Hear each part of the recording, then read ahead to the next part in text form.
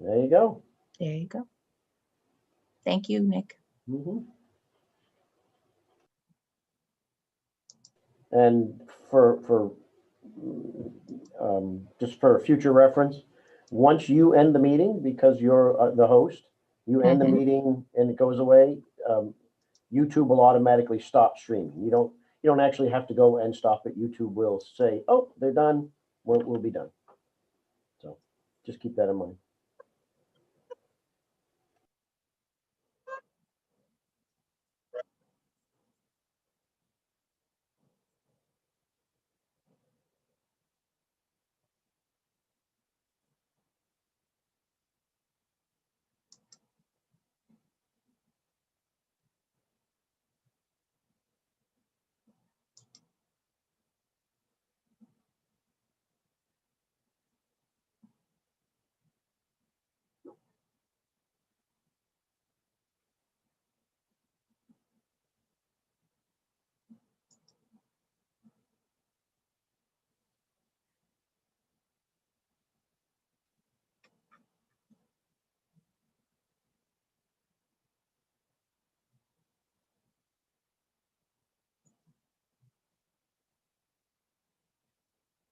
Everyone is here, right? I think I see all members of the council.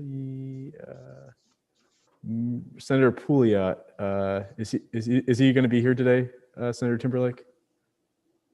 Excuse me? Senator Pouliot, is he expected to be here? He's coming in right now. Okay, Yes, okay, he's thank you. coming. They're trying to teach me how to run this on something other than an iPad. So that's why you see me putting my mask off. Like I throw them out of the office and in the office. And there's a little bit of this discussion because they say hit the button. What button? That's always very clear. Okay. I'll wait for Suzanne to return.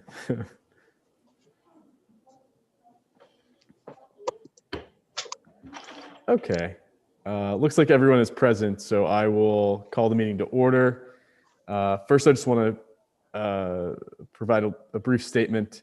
Obviously, this is a new format for all of us, and we certainly expect there to be unforeseen glitches and mistakes. So definitely ask for folks your patience as we work through this process. Obviously, we're all doing our best, and we'll learn as we go and certainly improve along the way.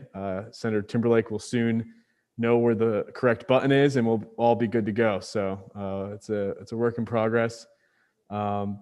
Secondly, only legislative council members and staff and individuals specifically invited to present information to the council will be participating in the meeting using Zoom.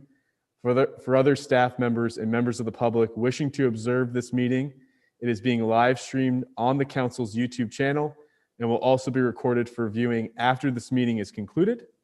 We are also broadcasting the audio of this meeting on the legislature's website, www.mainelegislature.org. For individuals that are participating via Zoom, please remember that this meeting is being live streamed, so if your video or audio is on, the public can see or hear you. Also, please remember to mute your microphone when you are not speaking. Please check to be sure that your name appears correctly on the Zoom screen. For example, it should read Representative Smith, not iPhone 6 or Bill's laptop. You can change your name by clicking the three dots at the top of the square on the square that you appear in on Zoom here. Finally, because this is a public meeting, please do not use the chat function for substantive discussion. You may use the chat to request to or to indicate that you are having a technical issue or to indicate that you are momentarily stepping away from the screen. For members, I ask that if you would like to speak, please either raise your hand in your box, use the virtual raising of the hand via the Zoom function, or if participating by phone, I ask that you just unmute yourself and you can say, Mr. Chair, and I will acknowledge you in the order by which members have requested to speak.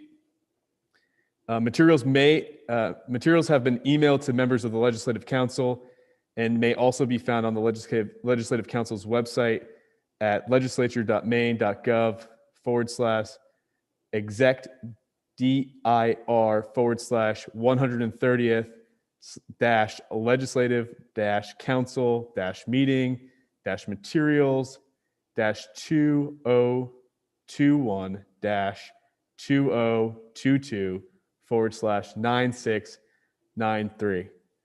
I'm sure everyone got that pretty easily, but we can probably drop that in the chat for those participating. And I think you can probably go to the Legislative Council website and also be directed to the correct link. For members, as it relates to voting, just a reminder that members, the chosen method by which we'll take votes will be orally. So I'll have Ms. Gresser call the roll, and you can state your vote when your name is called. Also, reminder that members must keep their videos on when we're taking votes, and Ms. Gresser will announce the result of the vote when all members have recorded their votes. Okay, good housekeeping. Any questions before we get started? Seeing none, awesome. I will ask Ms. Gresser to call the roll.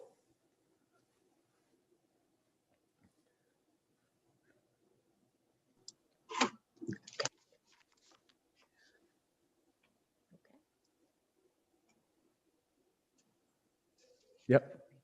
Senator Pouliot, Present. Senator Timberlake, Yeah. Senator Vitelli, Here. Senator Libby, Present.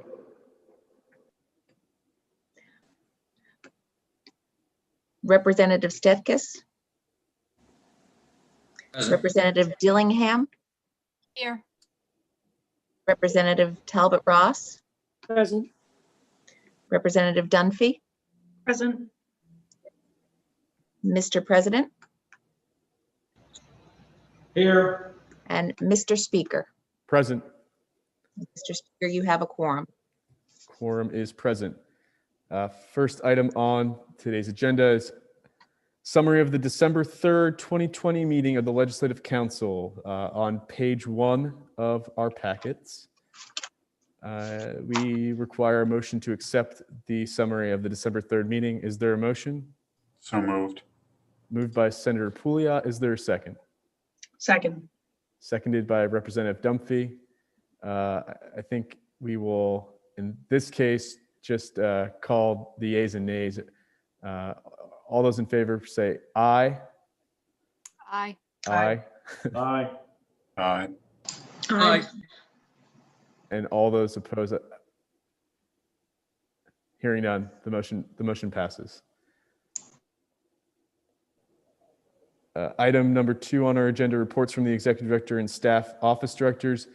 Report is on page 7 of our packet. Fiscal report from Mr. Nolan. Director Nolan is present. We will turn it over to you, Director Nolan. Good afternoon, Mr. Speaker, Mr. President, and members of the council. Again, I'm on page 7. I have a 1-page fiscal briefing for you. This is the briefing that we have given for the last number of sessions. I'll go through it. If you want me to change it moving forward or add anything or take anything off, just let me know. It's just a quick look at where we are with revenue in the general fund, highway fund, and cash balances, overall cash balances. So I will go through it. It is revenue through December. You have by this point already gotten the DAF's report as well. So some of this may be repetitive, but I'll go through it and then give you a quick update for January revenue as well, although it's not in this particular report. So Is that okay? That works for me. Is any objections from council? Seeing none. Thank you, Mr. Nolan.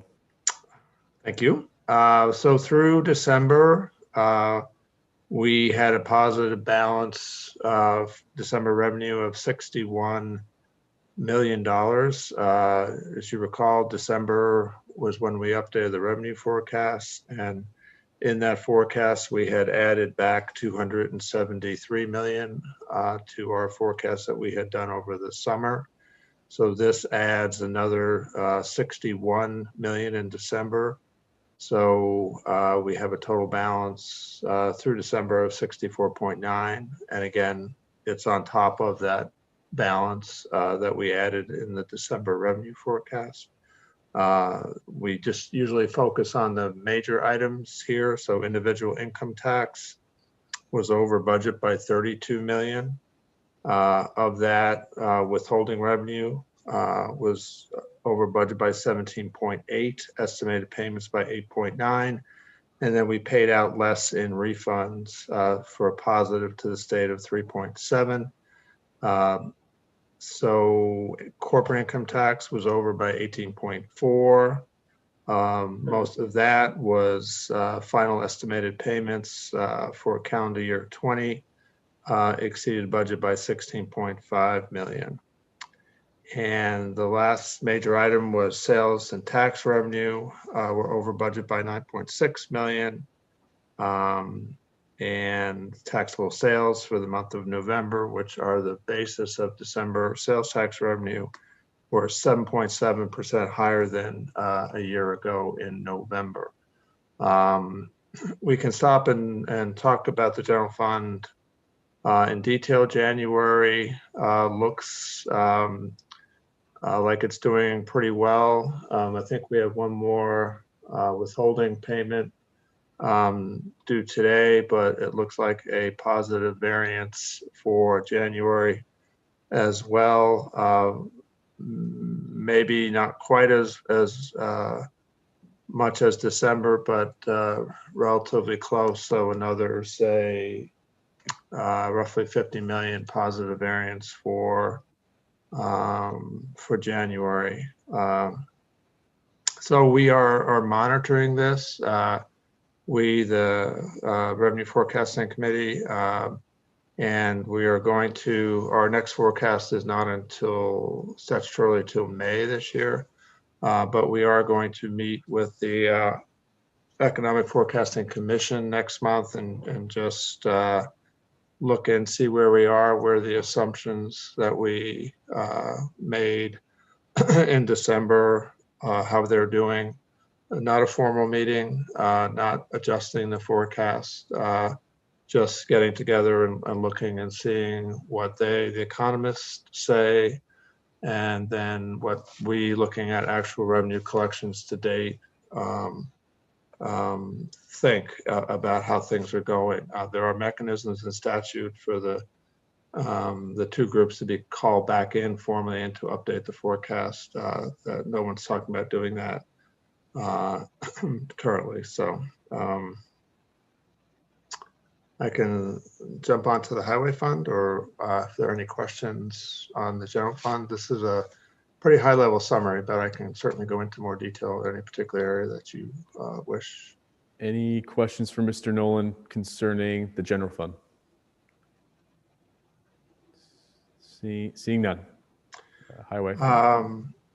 Thank you. The highway fund, again, we just updated the forecast in December. The highway fund has some positive in December above that forecast, and also has a positive fiscal year to date. So it was 0.8, just under $1 million positive for December, and 2.5 positive for the fiscal year to date. Fuel taxes were over budget slightly. The other major component, motor vehicle registrations and fees, were over budget by 0.4 million. So we will continue to monitor the highway fund. There are obviously some proposals in the supplemental budget addressing a shortfall in the highway fund. So that we'll continue to monitor revenue and evaluate those proposals in that light. So that's the highway fund. The last thing we usually give you an update on our cash balances, overall cash balances in all funds, general fund, other special revenue funds, independent funds, etc., which go into the cash pool, which were part of the state's generate the state's interest earnings. So the average balance in the cash pool for December was 2.6 billion, a decrease from November's average of 2.8 billion. And a big factor driving this is the 1.25 billion that we got in coronavirus relief funds, and that money is being spent down. So of the 1.25 billion, we had a cash balance of 766.9 million in November, and that dropped as those monies were spent to 587.2 million November into December. So that drop is primarily the drop from the 2.8 to 2.6. In the highway fund cash balance was 26.7, a decrease from November's average of 35.1.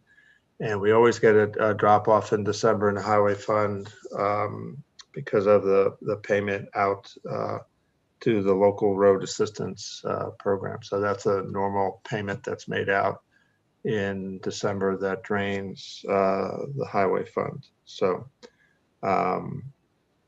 those are the pieces that we generally focus on for you, and we'll continue to do that. And again, can add to that. We'll update things that are relevant, like when we do the revenue forecast, when the economic forecasting committee meets, et cetera, and we'll include those in the fiscal briefing as well.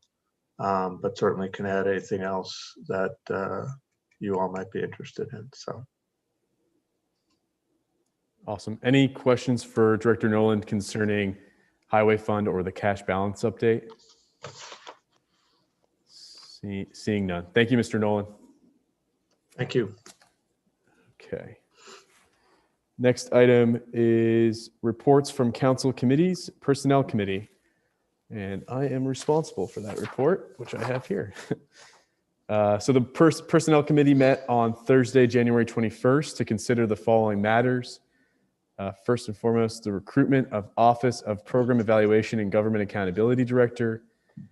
As outlined more thoroughly in the memo on page 8 of your packet, the committee interviewed candidates and reached consensus on its recommendation of Lucia Nixon for the position of Director, Office of Program Evaluation and Government Accountability.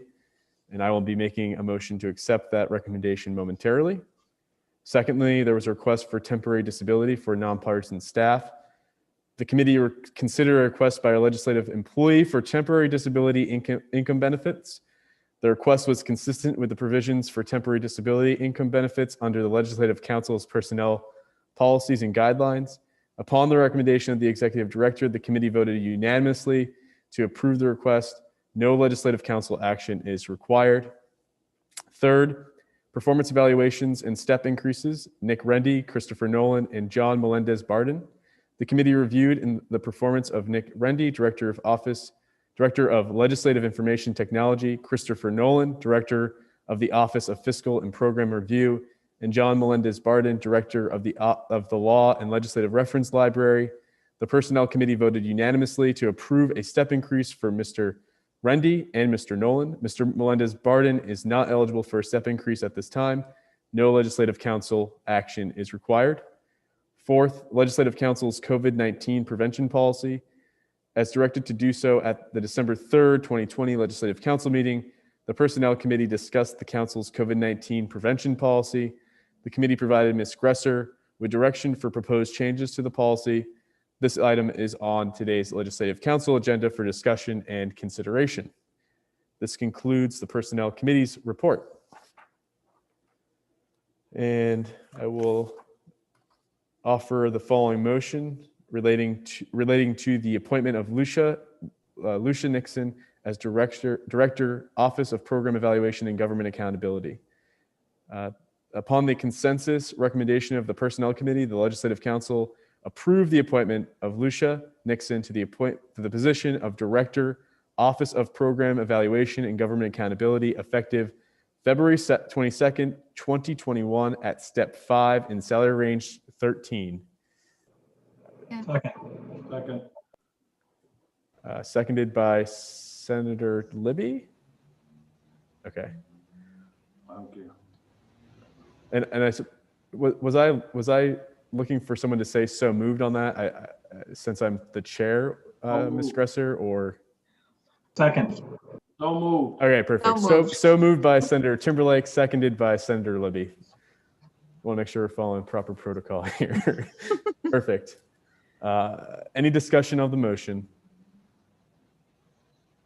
Seeing Chair? none. Oh, yep, Senator Libby. I just want to thank the Personnel Committee for reviewing the work of the GOC Subcommittee and their interview process. We're fortunate that Representative Dillingham and others helped us come to a consensus recommendation that Lucia was a really outstanding candidate for this position. I think she's going to do a great job, and I think all of us are grateful that she's stepping up to serve in this role. So special thanks to the Personnel Committee. Congratulations, Lucia. Any other comments or questions?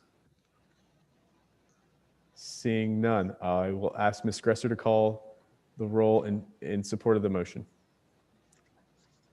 So Senator Pouliot, Yes. Senator Timberlake, Yes. Senator Vitelli, Yes. Senator Libby, Yes. Representative Stetkes, Aye. Representative Dillingham, Yes. Representative Talbot Ross, Yes. Representative Dunphy. Yes. Mr. President, Yes. and Mr. Speaker. Yes. Mr. Speaker, it's unanimous. Thank you. And congratulations to Miss Nixon, who I believe is here with us. Congratulations. She is here. Yay. There she Thank you is. very much. Normally there'd be resounding applause, and hopefully the motion itself is significant. Yes, thank you. I'm very much looking forward to it. Thank you. Congratulations. Thank you. Okay.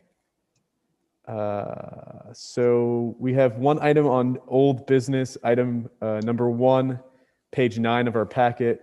Council actions taken by ballot, information only. Don't believe there's any action required on this item. No, there's no action required. It's Perfect. just for your information, whenever the council takes actions by ballot in between meetings, then a record of that appears on the next council's packet. Great. Awesome. Under new business, item number 1, consideration of after deadline bill requests. These will each require votes. I think what I'll do is try my best to stick to the order in which they appear in our packet. I do realize that not all members who have submitted after deadline bills are currently present with us here on Zoom, but we'll try our best to stick with the order that's listed here. And as people join us on Zoom, we will take up their bill requests. So looks like Senator Breen is with us, and that's the first item here. LR number 1964, an act to authorize a general fund bond issue to establish the State Infrastructure Adaptation Fund. I will turn it over to Senator Breen. Thank you, Mr. Speaker, and good afternoon, everyone. Thank you for having me.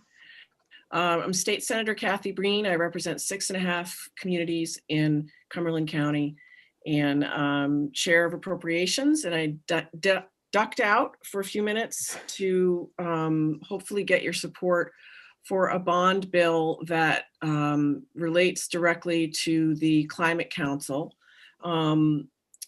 work and report. As you know, there are going to be a lot of other governmental entities and community groups facing significant infrastructure and capital improvements, capital adaptations for rising sea levels and other climate-related changes. And so I'm hoping to set up a fund with some bond money that would make matching funds available so that the state gives some help to other governmental entities and communities, whether they're towns, water districts, conservation, soil conservation districts, particular communities, counties, what have you. So that's the nature of the bill, and I regret I did not get it in for cloture. So I'll stop there. Thank you, Senator Breen. Are there any questions for the sponsor? President Jackson. Thank you, Mr. Speaker. From my past time on the council, the first council members came before and didn't have bills in time for cloture or whatever. Typically, we've been supportive of it. So I move that we allow this bill in. Senator Jackson, President Jackson has moved that this request be let in. Is there a second? Second. Seconded by Representative Dunphy. Any further discussion? No, I don't count. Senator Timberlake. No. Okay. Senator Timberlake, I think, agrees with the sentiment that at the first legislative council meeting, typically we would accept after deadline bill requests as matter of precedent. Any further discussion? Seeing none. All those in favor, we will have Ms. Gresser call the roll. Senator Pouliot, Yes. Senator Timberlake, Yes. Senator Vitelli, Yes. Senator Libby.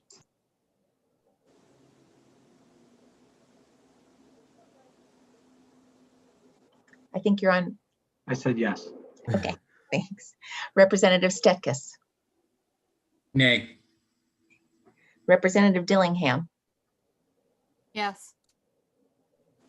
Representative Talbot Ross, Yes. Representative Dunphy, Yes. Mr. President, Yes. and Mr. Speaker. Yes. Mr. Speaker, 9 in the affirmative, 1 in the negative. It's moved in. Motion passes. Thank you, Senator Breen, for joining us. We appreciate it. Thank you very much. Thank you. Next request is LR 1958, an act to preserve and protect the state's rail corridors. And I believe Representative Collins has joined us.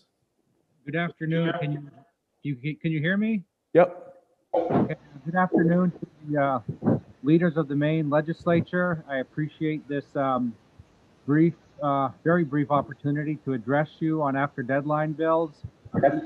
As the speaker mentioned, I did submit this bill after deadline by a very narrow amount of time.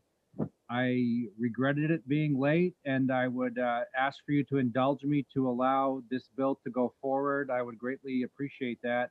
And again, I think I did not mention this, I'm Representative Benjamin Collins. I represent House District 42, which is part of the city of Portland. Thank you. Great. Thank you, Representative Collins.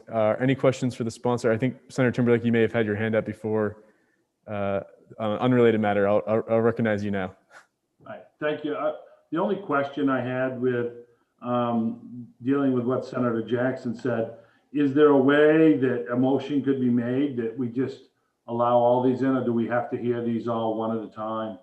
I'm not against at this point in time being so close to just, I'm not going to be partisan or anything else with these. I would just deal with them. That would be my question.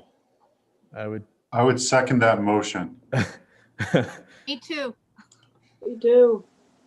Ms. Gresser, So, What's your- so the issue might be, for example, on the last bill, Representative Stetkis voted nay.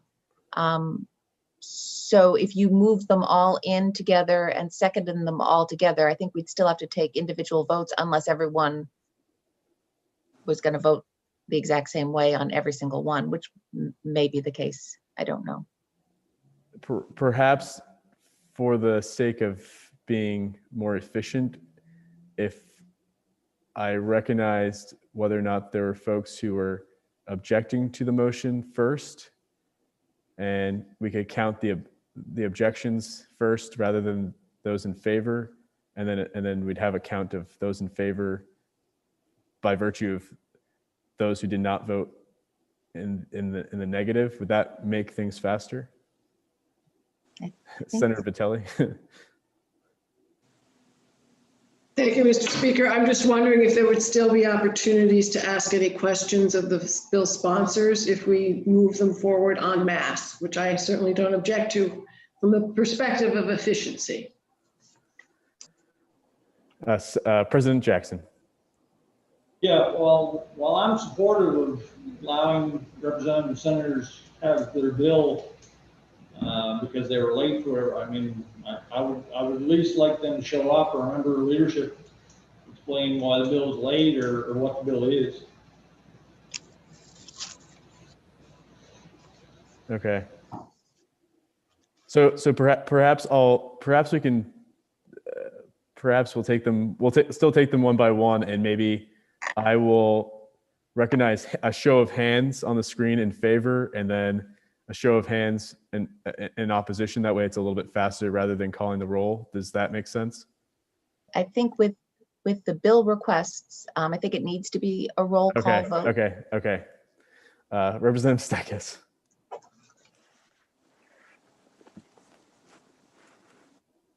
Thank you. I'm odd man out. I'm fine with what's recommended as far as running them all at once. If you like, that's fine with me. Okay. You can Then we can assume that the motion is in and assume there is a second. That's how it works in the second regular session. In the big meetings with all the bills, the motion in is assumed, the second is assumed, and you skip the motion and the second and go straight to the vote. Okay, we can do that. Perfect. So we'll assume that the motion is in on LR 1958, and I'll have Ms. Gresser call the roll. Senator Pouliot. Yes. Senator Timberlake. Yep. Senator Vitelli. Yes. Senator Libby. Yes. Representative Stetkis. Nay. Representative Dillingham. Yes. Representative Talbot Ross. Yes. Representative Dunphy. Yes. Mr. President Yes. and Mr. Speaker. Yes. Yes. The motion passes. Thank you. Thank you, Representative Collins. Is Senator Curry with us at this point? Yes, he is. He is. So next request is LR 1975, an act to establish the Maine Workforce Research, Development, and Student Achievement Institute. Senator Curry, I'll turn it over to you. Oh, you're on mute. Senator Curry, you're on mute. Going to be saying that a lot.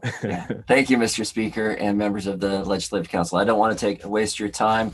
I do want to explain why this is late, and I regret that. The IDEA committee has had almost a 100%, almost 100% turnover, and this is a bill from the last session that I discovered in conversations with the prior chairs, and it funds a institute to do specific research similar to what we have for the Education Committee in order to find out what's really working for around economic development and student achievement, and especially around student loans and workforce development.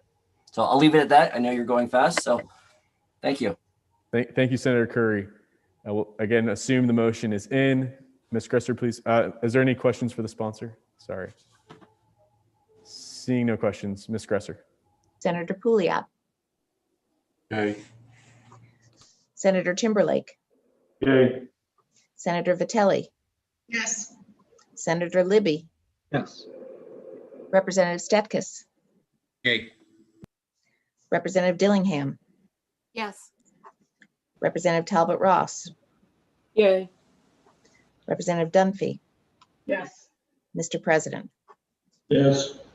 Mr. Speaker, Yes. the motion carries. Motion passes. Senator Searway. Can I speak? Yep. Yes, Senator Um, Timberlake. Senator Seaway can't be here because he's in the hospital. And he gave me the reason for this 2 days ago. And I can't really remember why he was running late, but this is something that he was trying to get in and waiting for some information back, as I recall, and just didn't get it in on time. And so hopefully he's out of the hospital today and be back with us. Shortly. Awesome. Thank you, Senator Timberlake, for the explanation. This is LR 1974, an act to require telecommunications companies to divulge location information to law enforcement when necessary to resolve an ongoing crime or locate a missing person.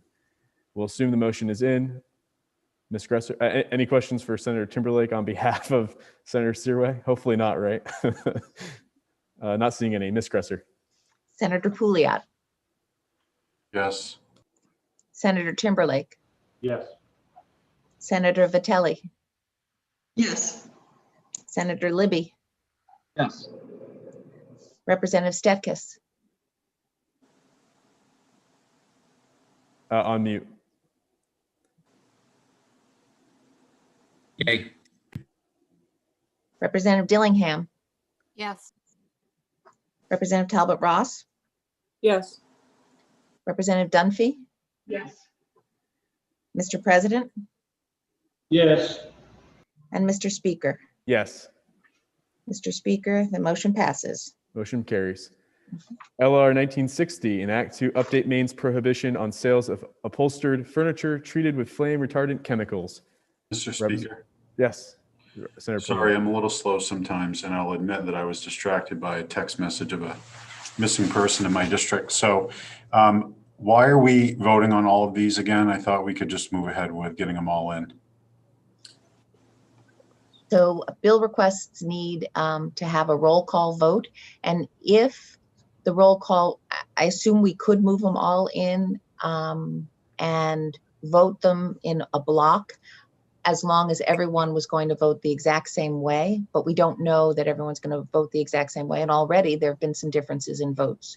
So the motion, just like in the second regular session, the motion is assumed in, I believe, by the speaker and assumed seconded by the vice chair. And then we're voting them individually because not everyone is voting in exactly the same way for each bill. There are only 2, 4. All right, that's fine. Let's keep There are only going. 8 more requests in terms of bills, and then, yeah, there are only 11 or so. We'll hopefully get through them quickly. Representative Dillingham, this is your bill. Do you want me to speak to it now then? Yeah, if there's anything you want to say about it. Sure. So this is late. I apologize. The industry, when looking through some rulemaking, was at the end of the year, realized that the way the law is written, the wording isn't actually in line with California standards on the way for furniture to be manufactured, and this is looking to align it with California standards. Okay. Any questions for Representative Dillingham? Seeing none, motion is assumed in. Ms. Gresser, please call the roll. Senator Pouliot, Yes. Senator Timberlake, Yes. Senator Vitelli, Yes. Senator Libby, Yes. Representative Stetkis, Yes. Representative Dillingham, Yes. Representative Talbot Ross, Yes. Representative Dunphy, Yes. Mr. President, Yes. Mr. Speaker, Yes. motion carries. Motion carries. LR 1969, resolve to dedicate a portion of Route 6 from Lee to Springfield in honor of Blair Emery. Representative Jaffner. Thank Take it you, away. Mr. Speaker. Good afternoon. Afternoon. I'm Representative Kathy Jabner, and this is after cloture simply for the fact that the father of Blair Emery did not call me until after cloture. Thank you, Representative Javner. Any questions from Ledge Council? Seeing none. The motion is assumed in. Ms. Gresser. Senator Pouliot, Yes. Senator Timberlake, Yes. Senator Vitelli, Yes. Senator Libby, Yes.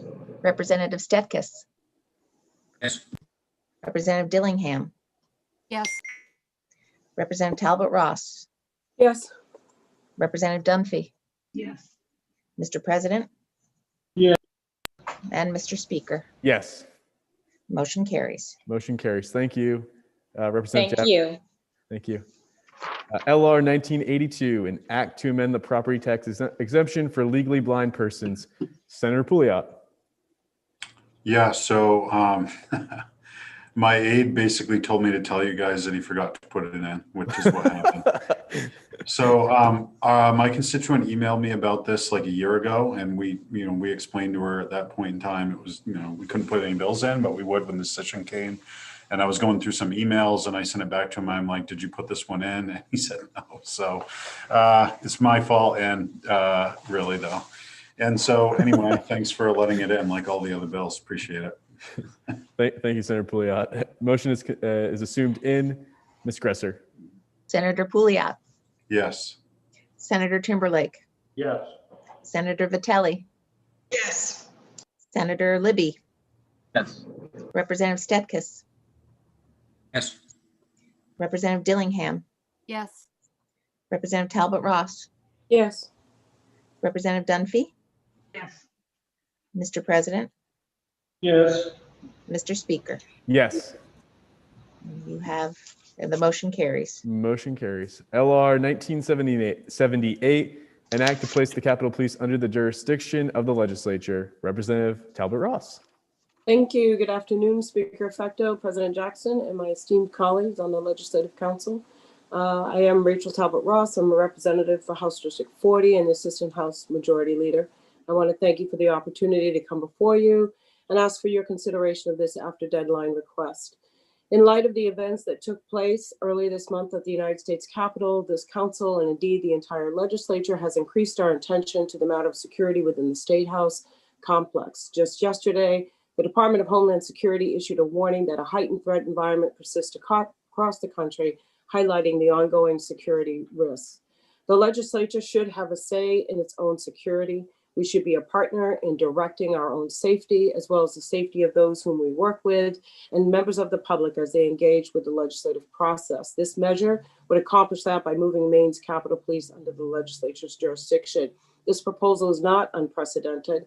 The Capitol Police were under the Maine legislature's jurisdiction at one time, and a number of Capitol law enforcement agencies across the country fall within the purview of the respective state legislatures. The highest profile example of this is the United States Capitol Police Force, which is under the jurisdiction of Congress. Capitol Police are charged with enforcing security measures that the council have put in place. Consider the current face covering policy decided by lawmakers on this panel and transmitted to our Capitol Police for enforcement. It makes a great deal of sense that we would have some say and also in overseeing the force that carries out these decisions. Due to recent events and ongoing risk, I submit to you that this proposal is appropriate for legislative consideration, and that it is an urgent matter that should be discussed this session. I want to thank you for your consideration. Excellent. Thank you, Representative Talbot Ross. Any questions from the council? Seeing none, the motion is assumed in. Ms. Gresser. Senator Pouliot, Yeah. Senator Timberlake, Yes. Senator Timberlake, unfortunately, your video will have to be on, that way your vote is recorded. I didn't want you to see me eating. Yes.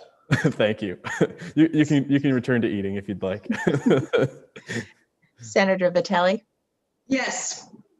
Senator Libby, Yes. Representative Stetkis, Nay. Representative Dillingham, Yes. Representative Talbot Ross, Yes. Representative Dunphy, Yes. Mr. President, Yes. And Mr. Speaker. Yes. Mr. Speaker, the motion carries. Motion carries. Thank you. LR 1962, an act to promote workforce development and provide an economic stimulus for Maine-based filmmakers and supporting businesses. Representative Wadsworth here. Nothing. Representative Dillingham, thank you. I'm actually speaking with him right now, and he didn't realize, he thought it was in before closure, so he didn't realize it ended up as an after deadline bill. Okay, well, that seems like an explanation in and of itself. Okay. We'll assume any questions other than that? Seeing none from council, assume the motion is in. Mr. Gresser. Senator Pouliot. Yes. Senator Timberlake. Yes. Senator Vitelli. Yes. Senator Libby. Yes. Representative Stetkes. I'm sorry? I didn't hear that. I think you're still on mute. Yes. Yes. Yes. Representative Dillingham. Yes. Representative Talbot Ross. Yes. Representative Dunphy. Yes. Mr. President. Yes. Mr. Speaker. Yes. Mr. Speaker, the motion carries. Motion carries. Thank you. LR number 500. This is so just for reference, the previous were bill requests. These are now joint resolutions. First one is LR 500, joint resolution memorializing the United States Congress to urge the Congress to adopt the Keep 9 Amendment. Representative Falkingham, is he here? I don't see him. Representative Dillingham or Representative Stetkes, any information for us on this? I do not have any information. Could we move on to the next one while I reach out to him? Yep. Okay. We'll take up the next one is LR 513, joint resolution urging the President of the United States to designate a state funeral for the last living World War II Medal of Honor recipients. This was sponsored by Senator Garin. I don't know if I see her, but Senator Timberlake or Senator Pouliot, any information? I don't know. Last I heard, she kind of thought the same thing, that it was in, and that she was surprised to find it wasn't, but I don't know any more than that.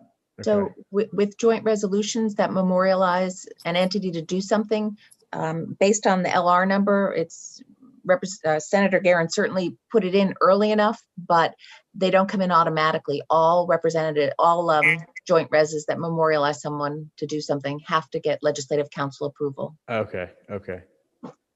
That's a very helpful explanation. Is there a motion to move this forward? So moved by Senator Timberlake, seconded by Senator Pouliot.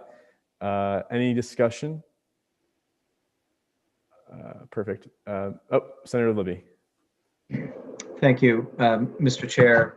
I wonder if the sponsor is not present to discuss, why this resolution needs to be introduced. Could we wait until the sponsor is present? That is decision for council. Any comments? Representative Dillingham. I would support tabling them. Okay. President Jackson. I agree. Okay. So I there is move we table. Thank you. Senator Libby has moved that we table this item, seconded by Representative Dillingham. I hate to take a roll on tabling motions because it seems like we could just show of hands, if that's fine. All those in favor, if you could just show your hand in your screen. Okay. All those opposed? Senator Timberlake, were you in favor or opposed? In favor. Okay, thank you. Unanimous of those present. Thank you. So the next LR is 50. So do we want to treat Representative Dillingham on Representative Falkingham's request? Should we wait, or do you want to table that item as well? Should we table that as well? Okay. So LR 500, let's seek a motion to table. We table it? Been moved by Senator Libby, seconded by Senator Vitelli. Sure. Thank you. All those in favor, please just show your hands. Okay. Unanimous of those present. Thank you. LR 1586, joint resolution urging the restoration of the constitutionalism in the 10th Amendment. Senator Keim. Don't see her present either. I move we table LR 1586. Motion by Representative Dillingham, seconded by Senator Vitelli. All those in favor, just show your hands in your screen, please. Unanimous of those present. Thank you. LR 855, joint resolution memorializing the United States Department of Agriculture, Food and Nutrition Service to include certain non-food essentials in the Supplemental Nutrition Assistance Program. Senator Mirmont, who is present with us. Senator Mirmont, the floor is yours. Thank you, Representative Fecto, President Jackson, members of the Legislative Council. This was presented to me as an idea, and I thought that it did cover some things.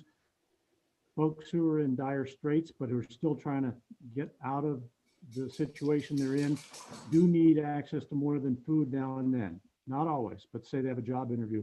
Some of the non-food items might include menstrual products, hygienic products that could get them in a position where they feel good, go out and get a job and move out of this situation. It was presented very clearly to me. And that's why I support this. It costs nothing to the state. It just asks our congressional delegation to include this and expand it to help our folks. Thank you, Senator Mirmont. There may be a delay in the video, but I think Senator Mirmont, that's the conclusion of your remarks? That's the conclusion. Okay, Sorry. thank you. Any questions from Legislative Council? Seeing none, is there a motion? Move it in. Senator Libby has moved. We move joint resolution in. I don't know if that's seems to be generally. I think the motion is understood as allowing it in. Is there a second? Second. Seconded by Representative Talbot Ross. Any further discussion? Seeing none, Ms. Gresser. Senator Pouliot, Yes. Senator Timberlake, Yep. Senator Vitelli, Yes. Senator Libby, Yes. Representative Stefkas, Yes. Representative Dillingham, Yes. Representative Talbot Ross, Yes. Representative Dunphy, Yes. Mr. President, Yes. Mr. Speaker, Yes. motion carries. Motion carries. Thank you, Senator Mirmont. Appreciate it. Thank you very much. Next item is LR 831, joint resolution memorializing the federal government to eliminate the windfall elimination provision that penalizes Maine state retirees. Senator Stewart. Thank you, Mr. Chair. It is great to see all of you, and it's interesting being on this side of the screen. Congratulations to all of you on either being reelected to your leadership positions or newly elected to the council. I'm sure that you will all do a fantastic job and look forward to working with you all. I'm Trey Stewart, State Senator in District 2, 51 towns in Southern Aroostook and Northern Penobscot counties. This resolution, so I should start by saying I've been contacted, as I'm sure many of you have, about the challenges of double taxation of retirees' pensions. Maine's one of the few states in the country that has this problem, and it goes back a long ways to an issue that originated in Congress. And so I feel it's a good opportunity now, particularly with the changing in the administration in DC, to remind our congressional delegation and our leaders in Congress that this is still a problem. It's still a problem in Maine, where you have employees who have worked all their lives with the expectation that, you know, what they put in, what the promise was made when they did that work would be there for them when they needed to rely on it. So the big issue is that it is mostly a federal problem. And so in order for the problem to be resolved, Congress in large part needs to get its act together, and that is why I put this resolution forward. I also have a standalone bill that is going to be looking at some other possible solutions down the road as well. That'll be, I believe, either in front of the Labor Committee or Tax, and I'm not sure which, but this is sort of the complementary piece to that other bill as well, and would appreciate your support. Thank you. Thank you, Senator Stewart. Any questions for the senator? Seeing none, is there a motion? So moved. So Second. moved by Senator Timberlake, seconded by Representative Dillingham. Seeing no further questions, Ms. Gresser, please call the roll. Senator Pouliot, Yes. Senator Timberlake, Yes. Senator Vitelli, Yes. Senator Libby, Yes. Representative Stetkes, Yes. Representative Dillingham, Yes. Representative Talbot Ross, Yes. Representative Dunphy, Yes. Mr. President, Yes. Mr. Speaker. Yes, The motion carries. motion carries. Thank you, Senator Stewart. Appreciate it. Next LR is 1767, joint resolution urging cooperation by Maine and the federal government to address climate change, sponsored by Representative Warren. And Representative Warren is with us. I will let you Can you take hear the me floor, okay? Representative Warren. Yes. Great, thank you so much. And thank you all for your time today. I'm quite intimidated. Just feel like if I say it, I would feel less, but I really don't. I'm interested in this moment of change in administration and this big plan we have from the Climate Council to, I guess, see a value and focus attention about just how big climate change is and just how much collaboration and communication and work it's going to take from the local level, like right here in my district of coastal Scarborough, even, you know, all internationally, like talking about the Paris Agreement, for example. There's just, I think, a lot that we have to do together, and there aren't really as neat of lines between our state and federal government to global kind of work. So I'm just thinking that there could be use to say that we have constituents who have unique needs. Maine has unique needs, and we're interested to, in representing our constituents, to appreciate that there's just limitations to state policy, but that we still want to advocate on behalf of Maine people to be considered and to be addressed and be prioritized in any legislation that would come from our federal government. So it's just something I'm thinking could be a value and of use, and that's why I'm putting it forward. I appreciate your consideration. I'm not entirely sure how this works, but appreciate any questions or collaboration or whatnot. And thank you so much for your time. Thank you, Representative Warren. For your first time before Ledge Council, you did a very good job. Thank you. Especially in this new format. So any questions for Representative Warren concerning LR 1767? Seeing none, is there a motion? Move it in. President Jackson moves it in. Is there a second? Second. Seconded by Representative Talbot Ross. Any further discussion of the motion? Seeing none, Ms. Gresser, please call the roll. Senator Pouliot, Certainly nothing to be intimidated about by this group.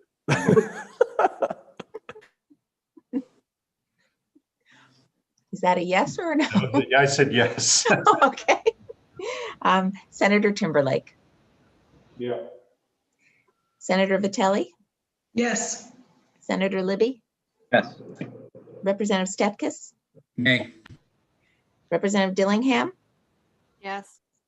Representative Talbot Ross, Yes.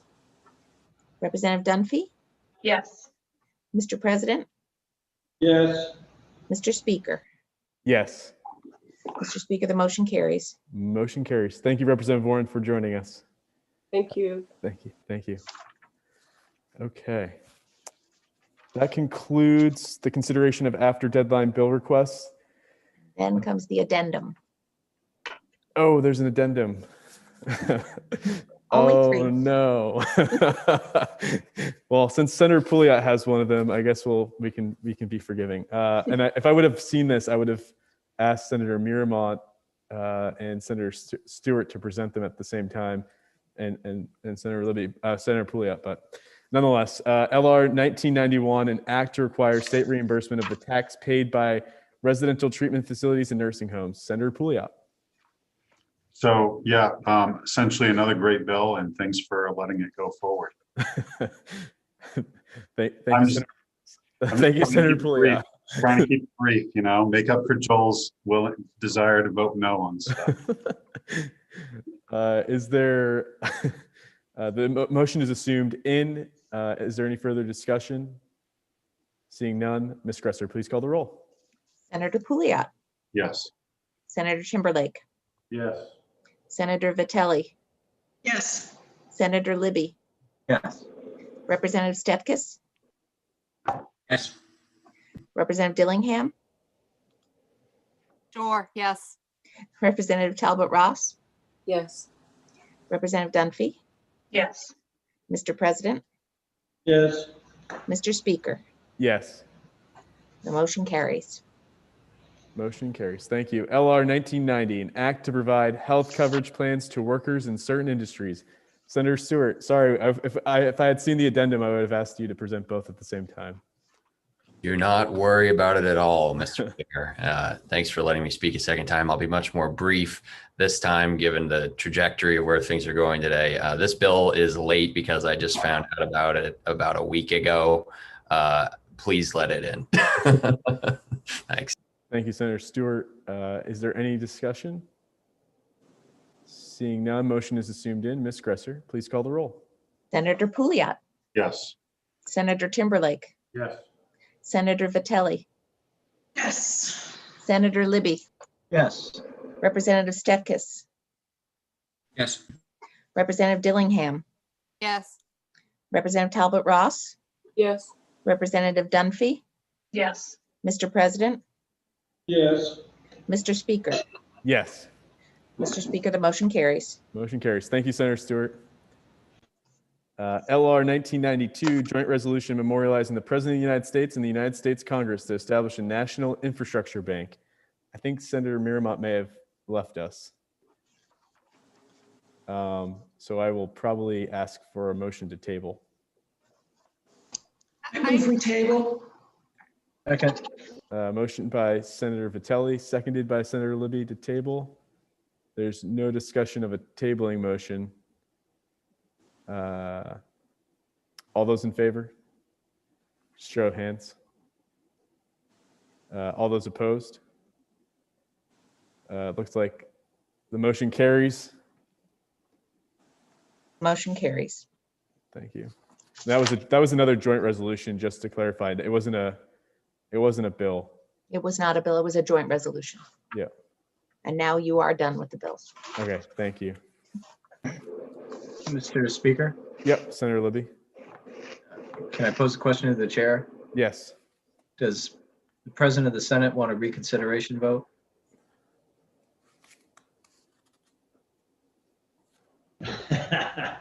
Not in the same boat. I'm very, Senator Miramont was here. I know what it is. Other members talk for their members. I'm a little unsure why that jumped so quick like that. Well, Mr. Speaker, having voted on the prevailing side, I move reconsideration whereby we tabled this matter. Senator Libby has motioned to reconsider the previous motion to table, Second. seconded by Representative Dillingham. All those in favor, please just show your hands. Unanimous of those present. So before us is the consideration of 1992, whether or not to move it in. Well, actually, there's been no motion to move it in. I move we move LR 1992 in. Okay. Representative Dillingham has moved the item in. Is there a second? Seconded by Representative Talbot Ross. Thank you. Is there any further discussion? So discussion, Senator Timberlake. Yeah, I thought, and it's not that I could care one way or the other, but I thought on all the other resolutions, joint resolutions, we had tabled them earlier. And that was why I thought, Mr. President, that this had gotten tabled, because I thought the previous joint resolutions we'd tabled. Like Senator Guerin's and them all got tabled, and So that's why I thought that got tabled. Representative Dillingham. I understand that. I just feel that where Senator Miramont actually was here and then maybe didn't realize he was on the addendum and left, that I think you, as this chair had said, the speaker had said he would have probably spoke to it then and didn't realize it was there. So that's why I'm fine with going ahead. It's pretty clear what it is. We all know what it is to allow it move forward. I could care less. I just was trying to be consistent with everything else we've done. Yeah. Yeah, I agree, Senator Timberlake, that was my understanding as well, but I can also see the argument in this instance that Senator Miramont was here, and as I mentioned, I certainly, had I known there was an addendum, I certainly would have recognized him to present both requests at the same time. So any further discussion? Ms. Gresser, please call the roll. Senator Pouliot, Yes. Senator Timberlake, Yep. Senator Vitelli, Yes. Senator Libby, Yes. Representative Stetkis, Nay. Representative Dillingham, Yes. Representative Talbot Ross, Yes. Representative Dunphy, Yes. Mr. President, Yes. Mr. Speaker. Yes. Mr. Speaker, the motion carries. Thank you. Motion carries.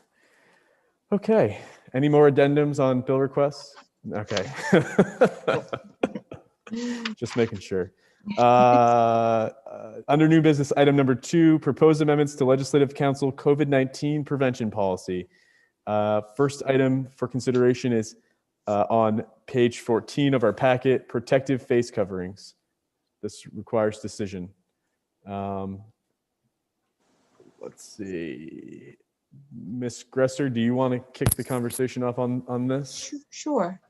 So at its January 21st meeting, the Personnel Committee took up a review of the Legislative Council's COVID-19 prevention policy, which was adopted on December 3rd, 2020.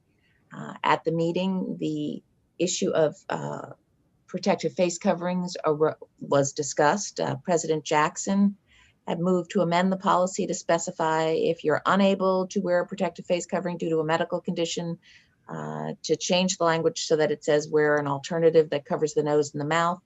Senator Timberlake indicated he would support the motion if it was specified that all face coverings would be Maine CDC compliant. Speaker Fecteau said that he'd be supportive and it would be helpful to inquire of the Maine CDC.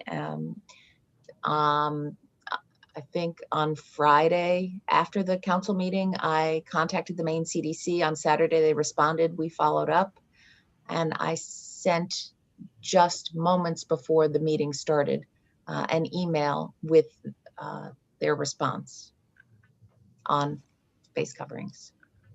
And just as an additional point, Representative Dillingham sent over an email to me with some of the face covering, alternative face coverings if one cannot wear like a face covering that I'm wearing currently. Some of the alternative face shields that some members have been wearing or would like to wear. And we sent images of those over to Maine CDC. They did provide general guidance on what the expectation is with face shields. And I can read that guidance, which I think is probably helpful to all of us. They said the important criteria for a shield continues to be that it wraps around the side of the face and extends below the chin. And so based on that guidance, there were 3 of the shields that were sent over that seemed to be compliant with that guidance. I believe Ms. Gresser may have sent them over to our emails. Yes. Can everyone see them, or does everyone have access to those options? So it was sent moments before 1:30, and it was the subject line said addendum, and there were 2 attachments. One attachment contained photographs of 3 separate types of face shields, and one attachment had the response from the Maine CDC. One of the face shields that was pictured was something that they called the Face Shield Eye and Ear Mount. And I don't know if you can see this, but you should have something like that in your. It's like a glasses frame with the sheet that extends above the eyes and below the chin. Yes. Another one is called the Neck Mount Face Shield, and it looks as if it attaches at the neck and then comes all the way up. Yeah. Yes, all the way up. And I believe there was a member who was wearing one and demonstrating that it does come over the nose. Exactly. And then the third one is something that they called a formed face shield, and it is almost like a plastic. It almost looks like a standard mask, except instead of it being made of cloth, it's made of like a plastic or some sort of composite, and it goes up, completely covers the nose, and completely covers the mouth. And those were the 3 photographs that were sent. And there were two members, I believe, who were demonstrating the use of that particular mask as well. So my recommendation for the consideration of council would be to, although I'm sure there are many, many other alternatives that likely meet the criteria specified by the Maine CDC, I think it'd be useful for the sake of clarity and to have clear guidance to members that we approve those 3 variations of face shields. There'll be the photos for reference for everyone to be able to see. We did check, they are widely available for purchase. We will make sure that we purchase some as well to provide to members should they need them, or to staff or whomever might need them. But I would recommend that council approve those alternative face shields for approval, and that way we have a clear direction about which ones are acceptable, and we don't have to get into a continuation of a conversation about which ones, does this meet the guideline? Does this meet the guideline? I think it just would be easier to have a clear sense. And since these encompass what members seemingly wanted to wear anyway, it seems like this would be the easiest route to take. Open it up for conversation. Representative Stekis. Thank you, Mr. Speaker. Fortunately for me, I don't have the issues that some of the members do that are looking to wear face shields. I know, speaking with several of them, their issues are that they have breathing issues, so that a mask that you or I could wear is actually less healthy for them. In some cases would actually make them pass out, probably cause more medical problems than what the mask is supposed to do. And then the other issue is claustrophobic type issues. So I would hope that, we recommend these 3, but we may have to revisit it if these 3 also, prevent these members from being able to participate because they simply can't breathe, or it still gives them claustrophobic issues. Thank you, Representative Stekis. Representative Dillingham. Thank you. So I know that we have those 3. You and I had talked about the one that is the glass type one that can be modified, so it still covers the nose, but it's not covering for somebody who's wear glasses. And we do have a member that has one of those, and I provided that picture that was worn for swearing in and for committee. So I'm just looking for guidance on that one, that you felt that if it comes up over the nose, it's going to be okay. So I think that we just need to make that clear, that if it doesn't come to the forehead, but it's up over the nose, that was going to be okay. And then just also in our policy, making it clear where where we have it saying that if you can't wear your protective face covering, then you may not be physically present in legislative space. But legislative space does mean if you are in an office or a room alone and the door is shut and you are going to remove your mask, that is allowable. But if someone else is in there, mask has to be on. I just want to make it very clear. So, legislative members, across the board, they want to comply so that they understand that that's the intent. Thank you, Representative Dillingham. I did misunderstand the glasses one that was like this as being the one you had just described, but it does sound like it's a bit different. The eyes are cut, the eyes of that shield are cut out, but the glasses and the shield begin this way. Okay. Based on the guidance from Main It comes up on the sides of the glasses though. Right, So right. Just like this little window that their glasses are cut out, but it's up and over then the shield is over the nose and down below the chin. That would seem to meet the guidance as well. I would be fine adding that as well. I saw that particular member wearing that on swearing-in day, and I think that definitely seemed to meet the guidance provided by the Maine CDC. Ms. Gresser, did you capture Representative Dillingham's suggested language? Yes, and there are two different ways to do it. One would be just take out that second paragraph because it might be repetitively redundant. Because we could either say in that second paragraph, if an individual is unable to wear a protective face covering, that individual may not be physically present in legislative space unless the member is alone in their own office, alone in legislative space, et cetera. Or we could just say, we don't need to repeat that whole thing because it is already said in the first paragraph. So in other words, just leave it at an individual who enters any legislative space must wear a protective face covering while in that legislative space in a manner that covers the nose and the mouth unless the individual is alone in their office, alone in a legislative space, or is in their own cubicle and able to socially distance at a minimum of 6 feet for purposes of this section protective face covering means. And then we don't have to repeat it again because we've already said to be in legislative space, you must be wearing a protective face covering, which means something that complies with the guidelines or recommendations of the Maine CDC. Thank you. Senator Timberlake. And I agree with what Ms. Gresser just said. I think that's fine. I think we've talked about this enough. It's time to move on. We can beat this to death.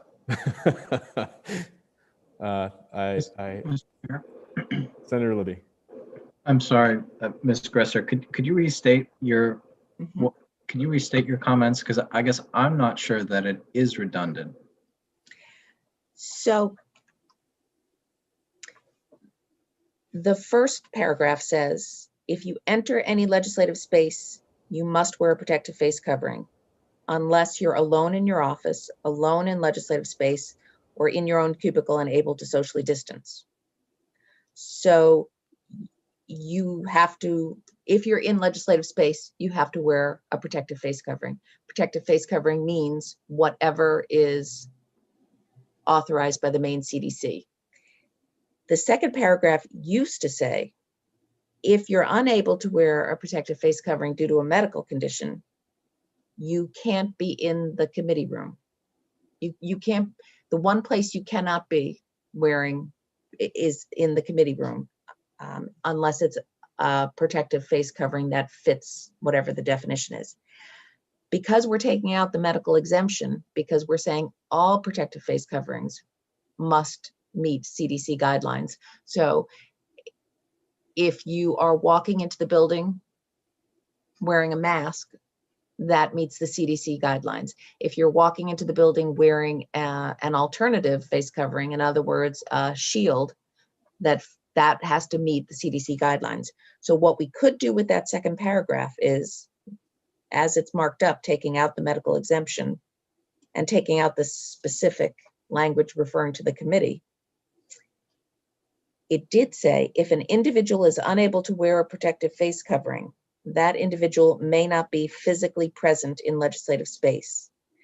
Representative Dillingham said, well, we also have to clarify that if you're unable to wear a protective face covering, you can be physically present in legislative space if you are, back to the first paragraph, alone in your own office, alone in legislative space, or in your own cubicle and able to socially distance. So the two ways to fix that is to either in that second paragraph say, repeat the whole thing from the first paragraph. So say, if an individual is unable to wear a protective face covering, that individual may not be physically present in legislative space unless that individual is alone in their own cubicle, alone in their own office, alone in legislative space. Or since now it really doesn't say anything in addition, not say it twice.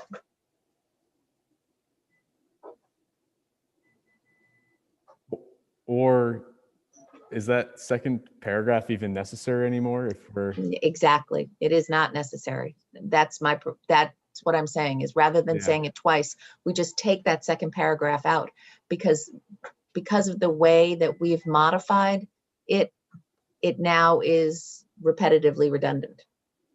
If we repeat the whole first paragraph in the second paragraph, someone might think, why did they say it twice? Yeah, that seems to make the most sense to me. I don't know if anyone else. Senator Timberlake. Can I make a motion that we pass this?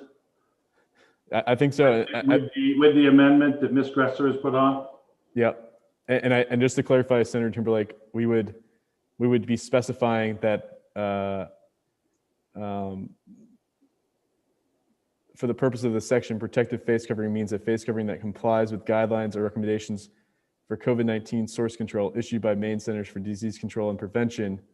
That might need a little bit of clarity since they've provided us with some direction, and we are taking that direction to adopt 4 specific variations of an alternative covering to the one that we all to the cloth covering, if you will. So, Ms. Gresser, if you could, I don't know if we can refer to a. I don't know if this policy can refer to figures 1, 2, 3, and 4, if that works. Yeah, absolutely. There's no reason why we couldn't. I think that would be most helpful. Representative Talbot Ross. Thank you, Mr. Speaker. Because this is one of my first meetings, I have a question, and that is where we define legislative space. Committee rooms and the 2 chambers. Yes. So legislative space is I'll tell you the reason why I'm asking, because I'm still on the fence around not making it. I understand it's redundant, but what's not clear, if I was just to look at this, what's not clear is what constitutes legislative space. I would have to go someplace else to find out what we consider is legislative space. Is that correct? I think that's probably correct. Legislative space is most of the State House, except for the governor's offices, and portions of the Cross building, committee rooms, OPLA, OPEGA. So I get that, but what I'm wondering is if you take off that second paragraph, which is fine, is there a need to define in this policy what we mean by legislative space? We can certainly, we've defined protective face covering. We can certainly define legislative space. And that way, the second paragraph could define what that space is, and then you say where you have to have it, and now you tell in order to follow the policy, now you're telling them exactly where the space is that this policy applies. Yeah, I think section 1 of the COVID-19 prevention policy would seem to define legislative space to an extent. It says legislative spaces are only open to legislators, staff, and essential third parties that have passed the daily health self-screening checklist described in section 7. The State House and committee rooms in the Cross Office Building will only be open to legislators, staff, essential third parties, and if authorized pursuant to Section 1A, guests. In addition, only legislative staff are permitted in legislative office. This is actually, there's some new language in here. Yes. This is item 2 on this agenda as proposed by Senator Timberlake, but Yes. nonetheless, in the current policy, there is some definition of legislative spaces already. There's some description of spaces that would be considered legislative space. Okay. I don't know if that suffices, Representative Talbot Ross. It doesn't, but I won't hold up the procedure for it. I would like to see it defined in this policy, in this section. But again, I won't hold everything up for it. Thanks. Perhaps for consideration, perhaps Ms. Gresser, perhaps working on some language that would be more clear, but I think for now there is some clarity around legislative spaces, at least in Section 1, and perhaps there could be even a re-reference to Section 1 in this particular part of the policy. Yep. We could cross-reference. Yeah, cross-reference. Yep. President Jackson. So I would imagine then the House and Senate chamber is legislative space. Yes. So I'm not comfortable with members not wearing their mask in the House and Senate chamber. There's staff going in there on a constant basis. They may be alone at one point and then have somebody else come in, and then I'm sure that members will feel very uncomfortable going into the House and Senate chamber and telling another member they have to wear a mask because they're now in here. So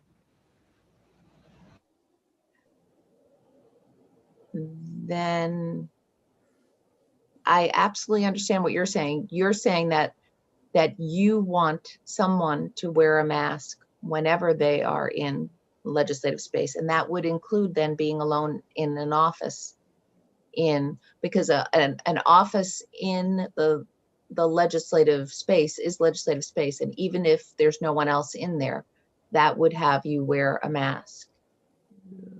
Unless Senator Timberlake's in his office with the door closed. I don't have any problem with that. BJ wasn't in here with me right now. I'd probably have my mask off, but in the chamber, it's none of ours, it's all of ours. And I think that's going to be a very uncomfortable position for some members to go in and ask people to put their mask on.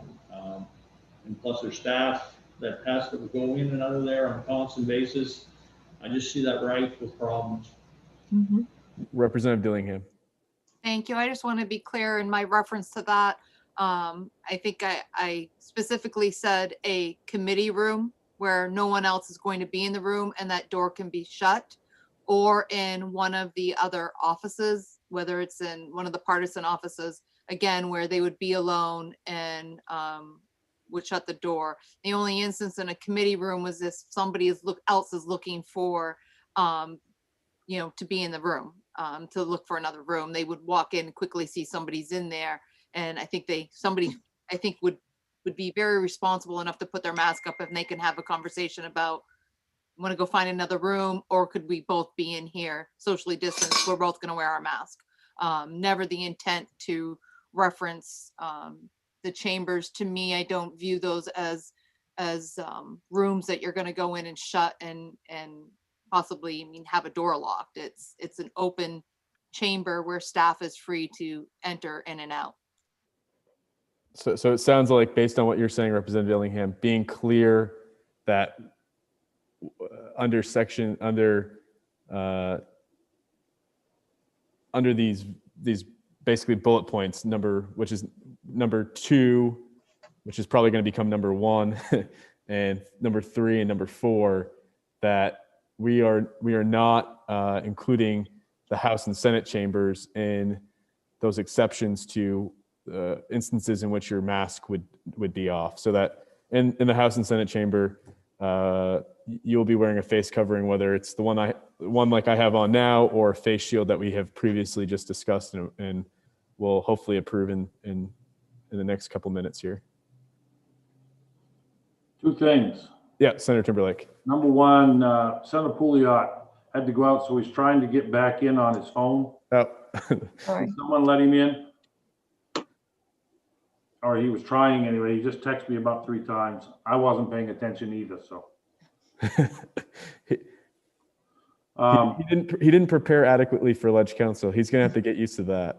I know, he was, well, I got a meeting, and I said, well, you know, you're in a meeting. But anyway, that being said, he's trying to get back in, so.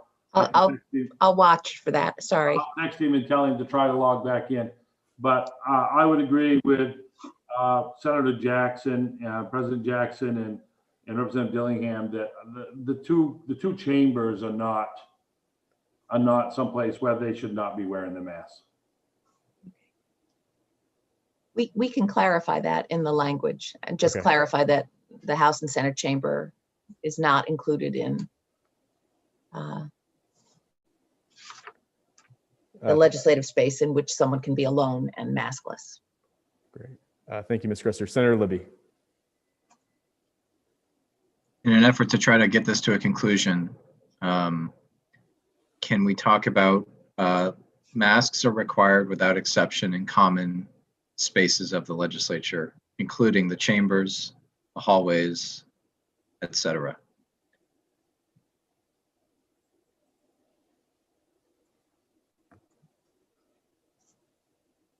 Somebody could be in the hallway by themselves, and what I'm understanding from the policy in its chopped up, edited form right now, it seems like we've not addressed that issue of the common hallway space. Is that okay? I think that I agree with you. And that's, Senator Libby, that's exactly why I wanted a definition of legislative space for the point you just made. Yeah, I mean. Mr. Speaker, Yeah. it may Senator be Vitale. simpler if, and Suzanne, if you're going to be, Ms. Gresser, rewriting this language to talk about the exceptions to the rule. I think Representative Dillingham was getting closest to that. Yes, yes. So the expectation is that a CDC approved mask face covering is expected to be worn whenever someone is in the legislative space, except for when they are in a room alone. I mean, I think then the language here can be utilized. Yep, I think that makes sense. Yep. Okay, I feel like to Senator Timberlake's point, I feel like we've got to a point of conclusion here, I think. Any further discussion? So Ms. Gresser, do you just want to summarize the changes as it relates to the section 5 of the COVID-19 prevention policy? Yes, and I think what we'll do is flip it a little bit so that it clarifies that whenever an individual is in legislative space, the individual must wear a mask, protective face covering, except when the individual is in a room alone or in their own cubicle and able to socially distance at a minimum of 6 feet. Basically removing the is alone in legislative space, taking that out, because that's the piece that allows the chambers and the hallways, the restrooms. I mean, so yeah. I think by removing that will capture exactly what you're thinking. I hope. Yeah, a distinction of the offices. The chamber is not an office, so on and so forth. Office. Yeah. And then continuing with, for purposes of this section, protective face covering means. Yep. And then reference to figures 1 through 4, which will be attached, which will be provided and available to members and staff to reference for which alternatives to what I have on are acceptable based on guidance from the CDC. And what we do is with these policies, we print them and provide them to the offices and ask them to display them. So, and it will also be on the website. So it will be available for the public to go and look as well. Awesome. Great. Perfect. Awesome. I think we finally got to a point here where I think I will entertain a motion based on the changes summarized by Ms. Gresser just now. So moved. So moved by Senator Timberlake. Is there a second? Second. Seconded by Representative Dunphy. Ms. Gresser, please call the roll. Unless there's any further discussion? Seeing none. Ms. Gresser, please call the roll. Senator Pouliot.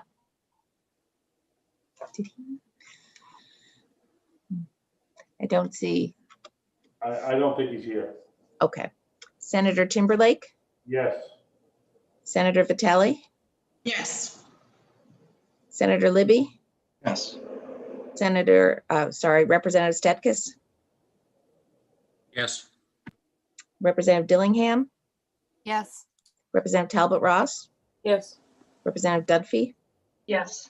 Mr. President, Yes. Mr. Speaker, Yes. motion carries. Vote is unanimous. Thank you, Ms. Gresser, for your help on this, and for all of you for chiming in. I think we've come a long way since last Thursday. Really appreciate it. Next on the agenda is also under the same item of item number 2 for reference is on page 15 of our packet, is limited access to legislative space by authorized guests. I will turn it over to Senator Timberlake if you'd like, as he worked on this proposal, or Well, for whoever you I would turn it over to Ms. Gresser, because she is the one who's helped put this all together and come up with what we think is some common ground that makes it a workable object. So Ms. Gresser, if you could just explain what I was trying to accomplish, and hopefully it'll create some dialogue that we can find some common ground on, and we can move forward even again. So at the Legislative Council meeting in December, I think Senator Timberlake raised the issue. I just want to interfere one that the only screw up I had in this whole thing is this wasn't just me. This was Representative Dillingham and I worked on this together. And when it came out, she didn't get the good recognition she's good of, and I just want to recognize her there for her work, because this wasn't just me. She had just as much. So okay, thank you. So Sorry, Mr. Chair. Senator Libby. Thank you. Just for context, Chair, before Suzanne spends time explaining it, I guess I'd like to first hear from Senator Timberlake. Why are we considering allowing more of the public into the State House, given that we've adopted these pretty significant changes to how we do business? I would say the bigger reason, and Senator Libby, I would say the bigger reason is, why aren't we? Every other business in the state of Maine is up and functioning today, and they're letting people into their business under guidelines that we meet. Senators and representatives, their office is their desk in the chamber. These folks are trying to do their job, and it's a pretty hard time to do it, and they're pretty frustrated. Senators are representing somewhere between 38 and 40,000 people, and representatives are representing somewhere around 8,000. They don't want to bring them to their house to meet.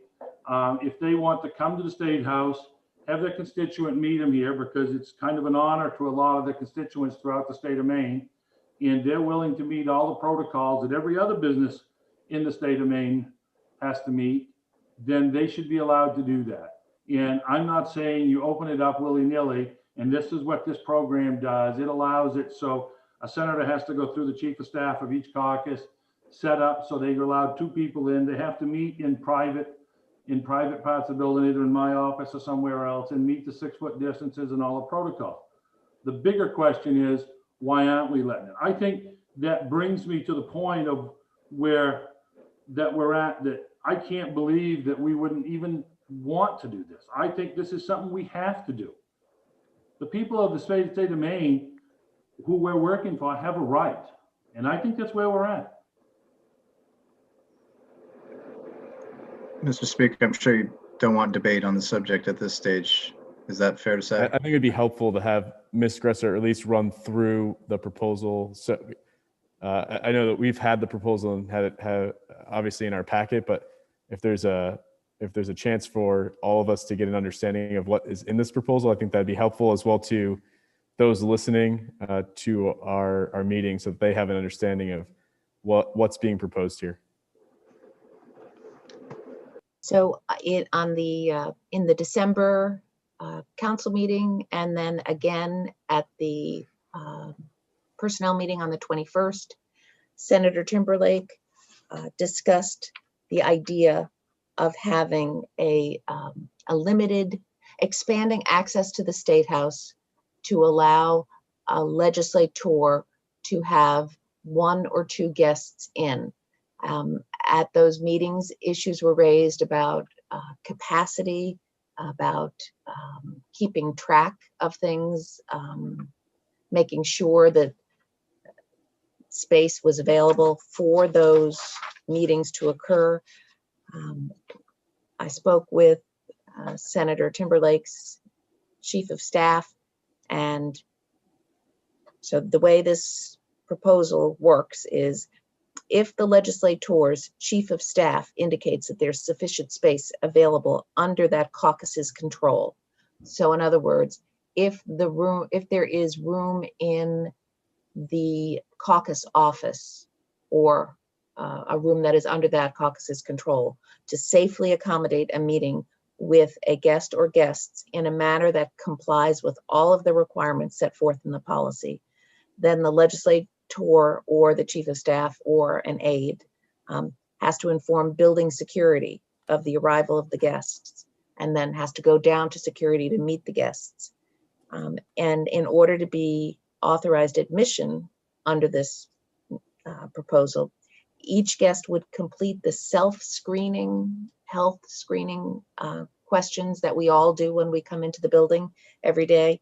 They're set forth in Section 7.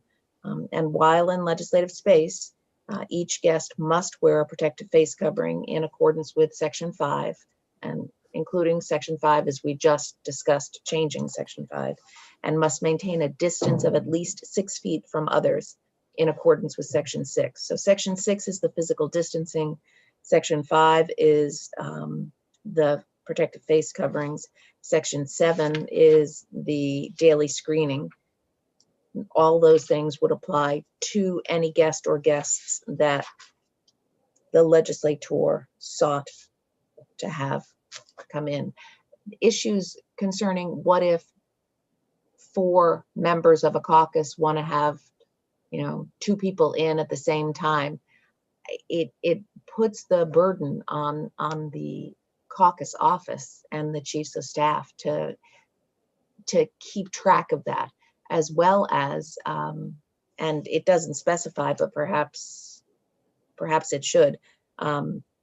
We had talked about contact tracing and keeping track of individuals as they come into the building. So if it's almost implied, but nothing should be ever implied. Everything should be quite specified, that the caucus office would also keep a list of the people, so that for purposes of contact tracing, if someone needed to get in touch with those people, so the name and telephone number, but that could be kept up in the caucus office, I think. And then the rest of the changes, I believe, are just cross-referencing those changes, that authorization. Wouldn't the contact information be communicated to building control? The sign-in, so when the person comes in and signs in, but in terms of, I don't think that there would be anything wrong with the caucus office also keeping that information. I would rather have 2 spots than 1. I don't really have an opinion, but Understood. Representative Dillingham. Thank you on a few things. I just wanted to speak to this, that echo much of what Senator Timberlake has said, that for me, it's having conversations with my caucus members and them bringing to me that there are times that they need to meet with an individual. They may not have the ability to do a Zoom or Teams meeting. It's something maybe that is of sensitive nature, and they need to be able to have that conversation with them. They don't want to have them in their home. They don't have an office in their home, or they may have children at home, and they necessarily don't want to go out and sit at the local coffee shop to have that same conversation. So they feel very hindered in being able to perform all aspects of their elected duty. You know, this would be more stringent than going to Hannaford or Walmart to be able to enter this building. And it wouldn't be, let's have a tour of the building and walk through common areas. It would be coming down, signing in, you're my guest, I'm going to now take you directly up to where we're having our meeting. And this would fall under that the piece that we just talked about, that even behind closed doors, you would no longer be alone, and therefore you're still wearing your mask the entire time. So the individual, if they from the public would want to come and have that meeting, the understanding is that you would be wearing a mask or face shield the entire time. But speaking of contact tracing, this is a little bit different than what actually is here, but you raise a question that I've been wondering the last 48 hours. Ms. Gresser, in our policy, do we have anything explaining and stating if there is a positive case in an office or exposure, what is supposed to happen? I know certainly I felt as the leader in my caucus and of my staff, I took a very responsible position and notified Human Resources. And I believe in one of the nonpartisan offices, they did the same thing. Yeah. But when I got looking through the policy, I couldn't find any reference or guidance on what's supposed to happen.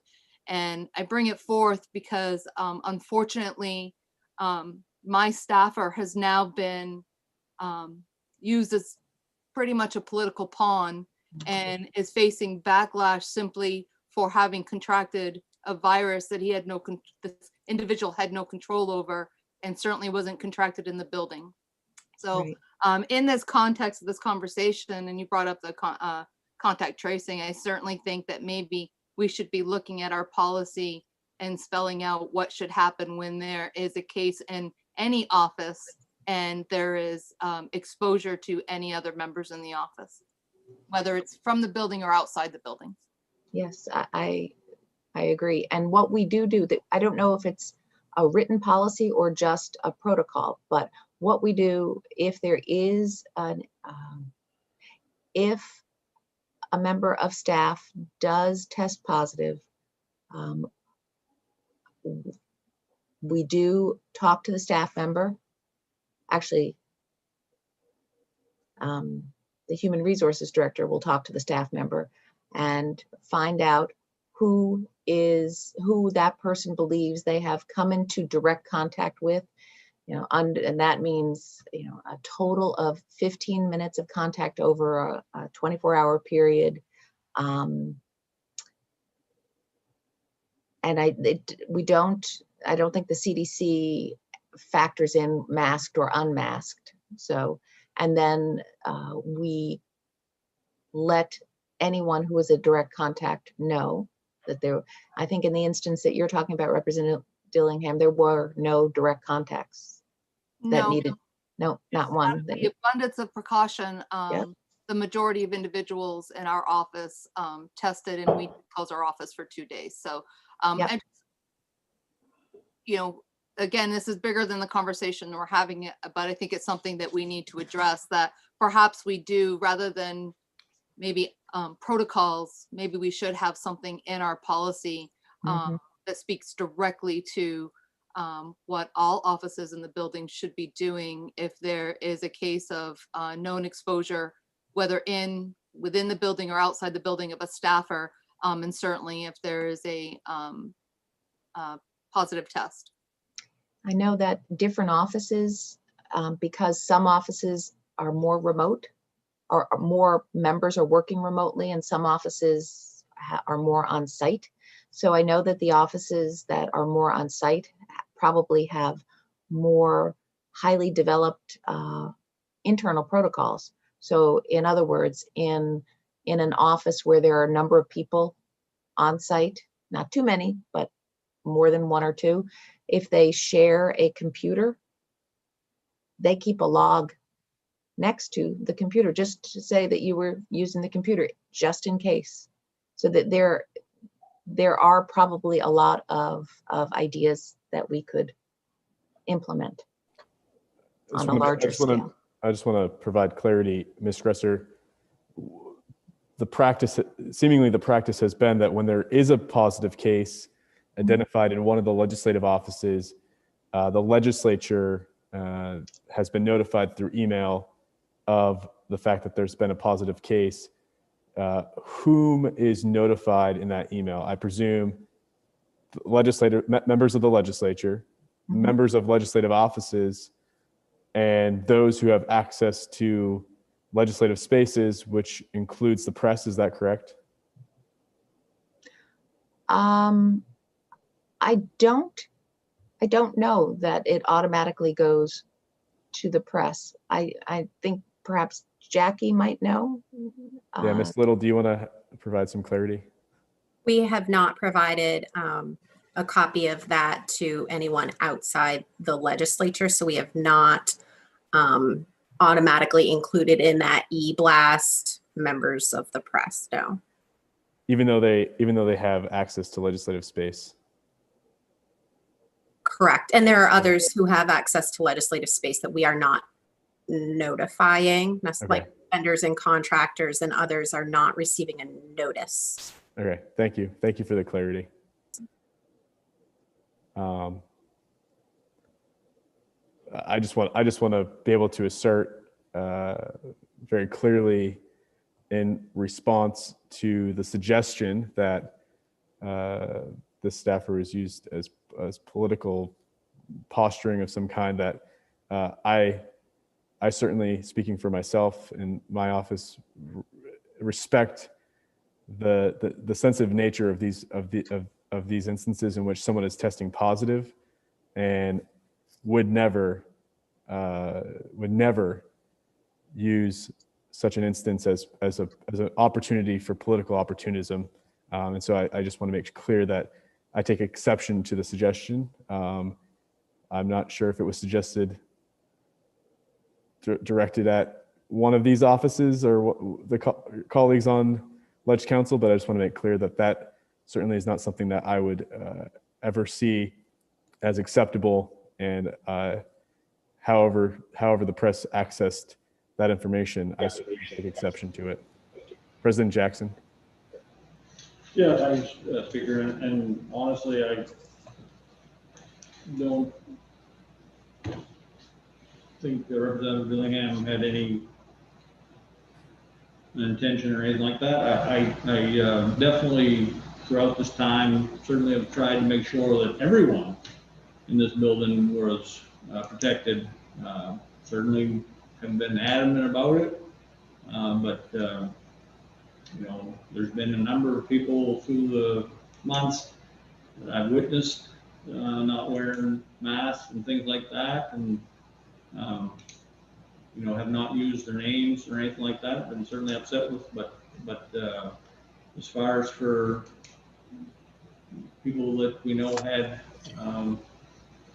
the unfortunate circumstance of getting COVID, both partisan offices and non-partisan, I've certainly not used anyone's name or used it to try and get the press to get ginned up.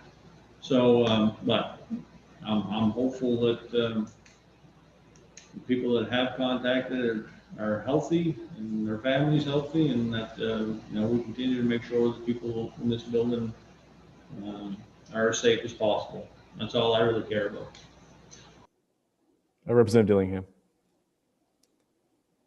So, yes, I am referring to, obviously, the press piece that cited and specifically focused on a member of staff in my office. Wasn't going to get into that part, but I'm beyond disgusted that that would be something that was used for whatever reasoning, but certainly targeting Republicans. It was very clear to me that actually that the email was not shared from the executive director's office or human resources, and that it was somebody that was received the email and then chose for whatever reason to share it with the press, and the press chose to focus on a partisan office and not any other members of the building in nonpartisan offices who unfortunately have contracted the virus. And that would be my political reference to it, that it was very clear it was targeted because now they are aware of Republican. But what is more disturbing is the hate speech around it. And to have a format for the public to make comments such as that they wish Republican members or the Republican caucus would all get the virus, or making insinuations about my staffer, and that for some reason, not even knowing the individual, making assumptions about how they live their private life. That is beyond the pale. I'm really at a loss of words that this is really where we've come to. And what upsets me is knowing that it came from an individual within the legislature. So whether it is whoever is on the receiving end of that email, for whatever reason, they felt that it was something that needed to be shared with the press and specifically targeting a Republican. I would hope that we can move past such pettiness with the amount of work that we have ahead of us and the important work that we had ahead of us. But that brings me back to probably having it very clear in our policy about how it should be treated when there is exposure. Certainly not speaking to somebody working remotely, that's not important. But if they are within the building, that if they've had exposure or they have tested positive, what writing down and having it very clear in our policy, our COVID policy, what those protocols should be. I did it voluntarily, not really looking at and knowing that there was a policy, but I wanted to make sure that not only my office staff were safe, but certainly everyone else in the building, knowing oftentimes that staff either enter the clerk's office or the revisor's office or the document office. So wanting to make sure that everyone was safe. And now I feel for the individual that they have taking a brunt of horrible speech on social media and comments of the press article. So thank you for your time. I didn't expect to really get into that in as much detail, but I appreciate your allowing me to express my thoughts and opinions on this.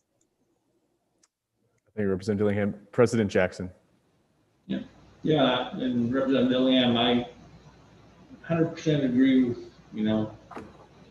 being protective of your staff and upset about comments and papers and things like that. And I agree 100%. But I just want to be very clear, strongest terms. No one here, leaked that to the press or anything like that. And I just, like I said, I'm very, very sorry for anyone that works here in this building that's caught COVID and then had to be further subjugated to people saying things behind a keyboard, on online comments and things like that. I am very, very sorry for that and sensitive to that, and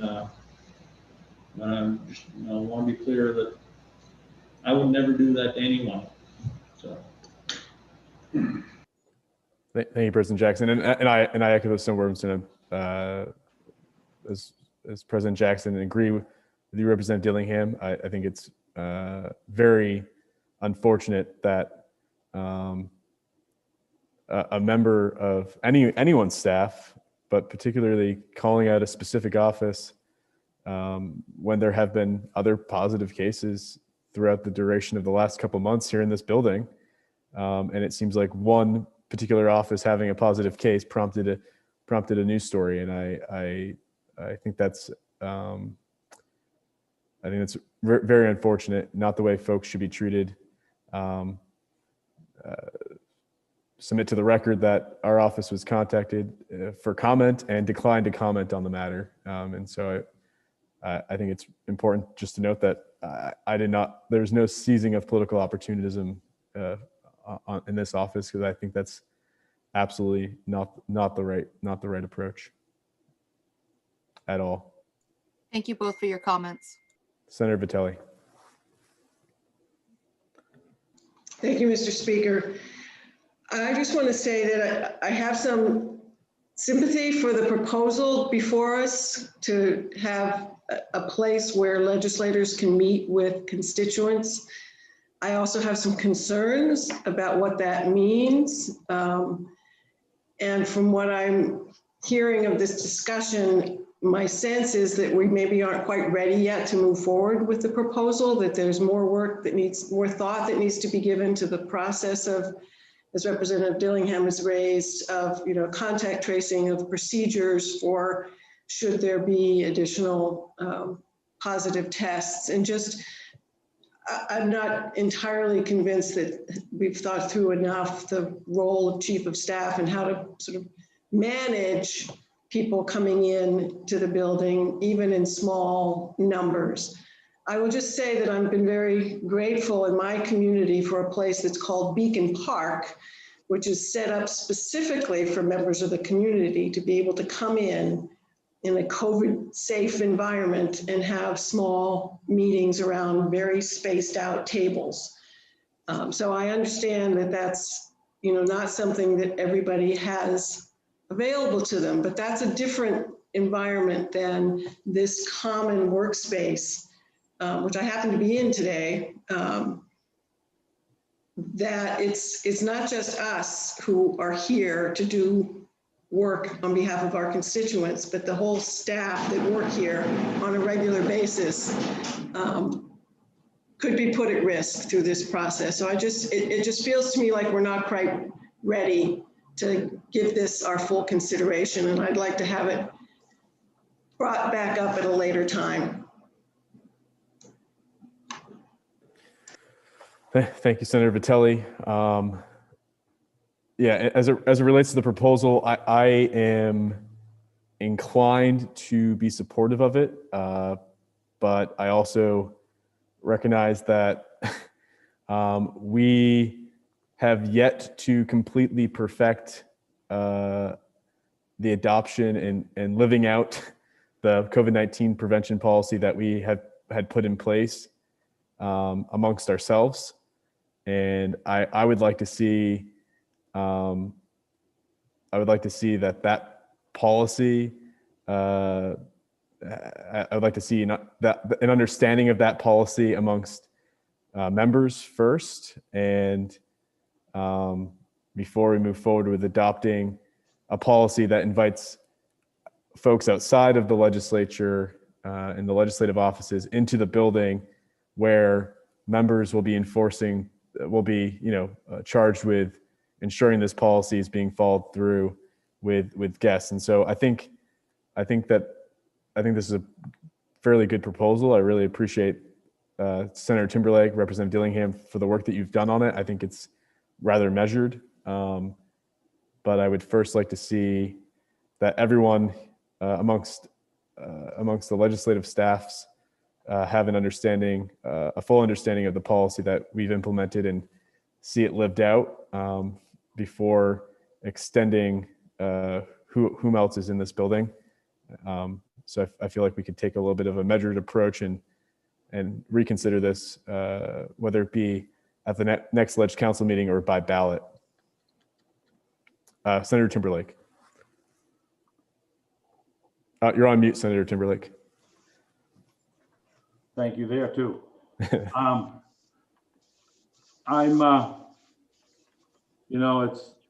We've been talking about this since sometime in December.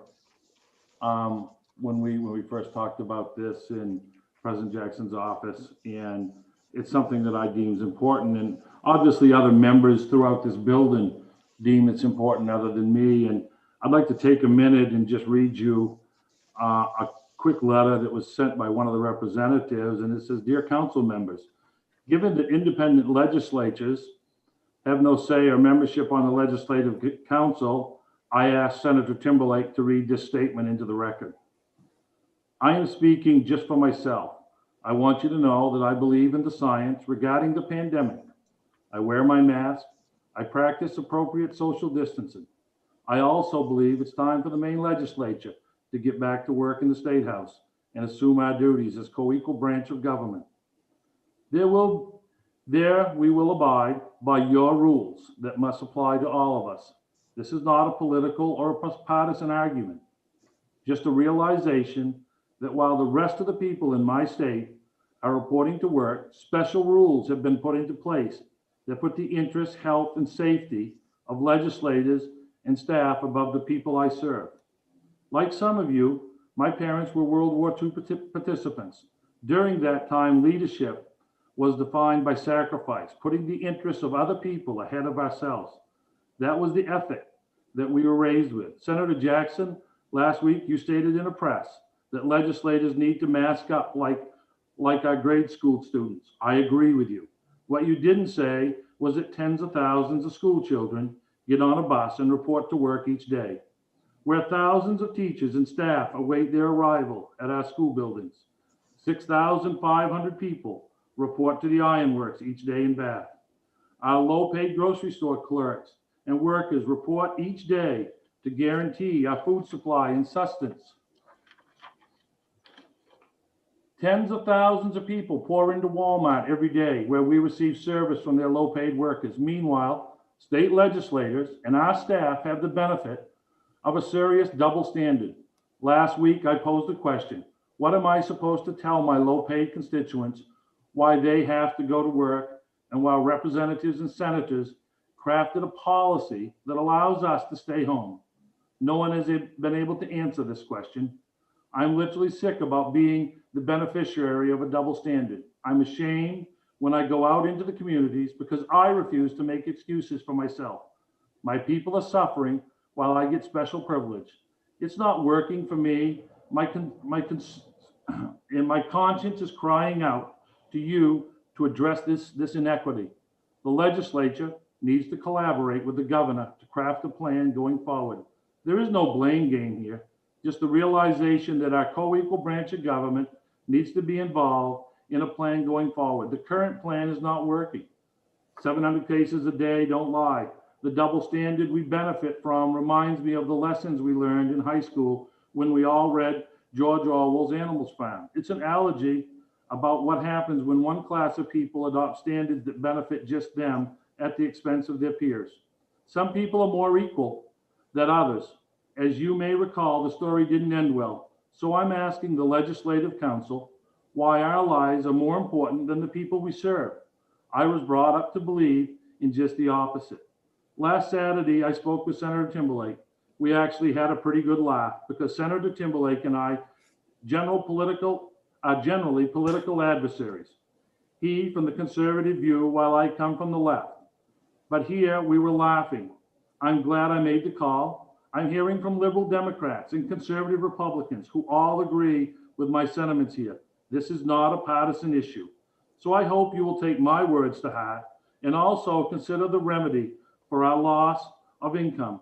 The very future of the effective representative legislature will be at stake. If we don't at least compensate people for their services, only wealthy people will be able to serve if we don't fix this. This is not a hallmark of a representative democracy. It represents a failure.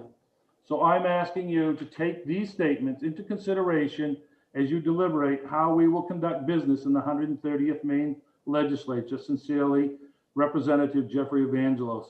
And as most of you know, Representative Evangelos and I have not voted on two bills the same in my 12 years here. And this is something that he and I somewhat agree in. You know, everybody else has to go to work in the morning. And I'm not asking you to open this building up and give tours and pull the school buses in and do the things. I'm asking you to listen to what people are saying to you when you go to your local store. You know, I feel bad. I know you want to put this on hold, wait 2 weeks, see how the mask thing goes. I get it. I'm going to lose. I can count. I can read the numbers on the screen. But I don't feel this is a partisan issue. I feel this is from something that's in my heart. Every one of you, I mean this. This isn't Jeff, the right-wing conservative. This is Jeff, the old farmer who, you know, I'm actually a big teddy bear hat. Senator Bertelli and I served on the Ag Committee together the first time she was here. And, you know, we don't agree on a lot of things, but we agreed most of the time he's there, and we smiled and laughed the whole time we were there. And this is something, folks, we really need to consider. What is the perspective we're giving the public? That we put ourselves above them. This is something we seriously need to think about. Now, I understand I'm going to lose, and I'll move forward with that, and I'll see you're all in the hall, and I'll smile, and I'll say hi to you, and I'll respect you, and all those things, but I think it's wrong. And there's a couple other things we need to talk about before we get today about other things, decisions we're making, but I ask you to really consider this before you just table it and throw it away. I put a lot of thought into this. You know, I'm not asking for something that's outrageous. Thank you. I'll shut up now. I've said enough. Thank you, Senator Timberlake. You know, Senator Timberlake, I agree with a lot of what you've said. I mean, I think the most important thing to note is the very people that you mentioned, that using Representative Evangelos's note is, you know, we are here to serve those people, Mainers across the state, and if we cannot maintain the ability for us to do that work in a safe manner, then the very people that we come here to serve will not get served, because we are the ability for this building to remain functional. It doesn't work if people aren't healthy. We need to be healthy and safe. I mean, that's really what's, I think, most important. And I think we can do that, and I think we will do that. I think we will march forward and get the work done for the people across the state that are counting on us to do the important work that's before us this session. Like I said, I think this proposal is very measured, and I think it's something that I would be inclined to support, but I want to make sure that we have a track record of following through on the COVID prevention policy that we implemented back on December 3rd without issue. And at least from December 3rd to now, there have been issues. And so let's get our own house in order. Let's make sure that we can follow this policy through and through, and then let's take this back up and let's put it forward, and we'll take the yeas and nays, and you know, I think I will be inclined to support it. I can't speak for everyone else, but for me, I would be inclined to support it. But for now, I want to see us follow through on the policy at large. Take Senator Timberlake and then Senator Libby. Mr. Speaker, can I just get some sort of a commitment that maybe in 2 weeks we could put this out to ballot if we feel that everything else is working? I'm willing to support a ballot. It takes two to tango, but I support a ballot. Well, I'm trying to put a guideline on it. You know, it's not 6 months from now. Sorry. Yeah, Thank you. yeah, I agree. I don't want to take it back up 6 months later, for sure. Senator Libby. Thank you, Mr. Chair. I definitely appreciate Senator Timberlake's passion on this, and I trust he wants to do what he feels is best. I have still not yet been convinced that there are many constituents who are interested in traveling to Augusta in the middle of the pandemic in a building that's closed to the public to meet with their legislators. I mean, I live 31 miles from the Capitol, and even during normal times, it was very rare for constituents who reached out and asked for a meeting for me to ask them to travel up the turnpike to the State House. We would always meet in town. So I'm not convinced yet that there's that big pent up demand to meet in the Capitol building. I'm sure Senator Timberlake has an answer right on the tip of his tongue, but I think we've spent quite a bit of time on this discussion. So that leads me to my questions. Number one, has this been vetted by the Personnel Committee? We had a conversation about this policy and asked for a proposal to come forward. Has this been vetted by the Facilities Committee? Not by Facilities. Have we run it by the CDC? Not run by the CDC. Okay. So I'd suggest as a path forward, if folks are willing to consider this, that at least one of those bodies be presented this proposal for some review. And I'd also, this is my personal opinion now, I would like to see a month of consistent adherence to the mask and social distancing policies among all Republican legislators before we consider going down this path. Thank you. Thank you, Senator Libby. Representative Dillingham. Again, I'm just going to take exception to the Republican legislator comment. I don't think it was needed. I don't think that I need to, I don't think it'll be beneficial for me to bring forth nonpartisan staff that has been seen not wearing masks. So it is not just Republican legislators or other members maybe not wearing their mask properly. I think that a simple statement of adhering to the policy would be sufficient. Thank you. Thank you, Representative Dillingham. Any further discussion? Seeing none, is there a motion? I move we table this proposal subject to further review by at least one or two of the groups that have been mentioned, and that we get a report back on the compliance with everyone in this building on the newly adopted mask guidelines. So there's a motion to table. It seems like there's a couple of requests embedded in that motion. One, to get the policy changed before us regarding guests to be run by either Facilities Committee or Maine CDC. It seems like that would be something that maybe Senator Timberlake might be willing to initiate if possible. And secondarily to that, a request that we have some more guidance based on what happens when someone is positive in an office. What are the protocols, procedures that ought to be followed? So perhaps having some sort of model guidance that each office can receive so that we have some better understanding of what the procedure is. So the motion is to table. Is there a second?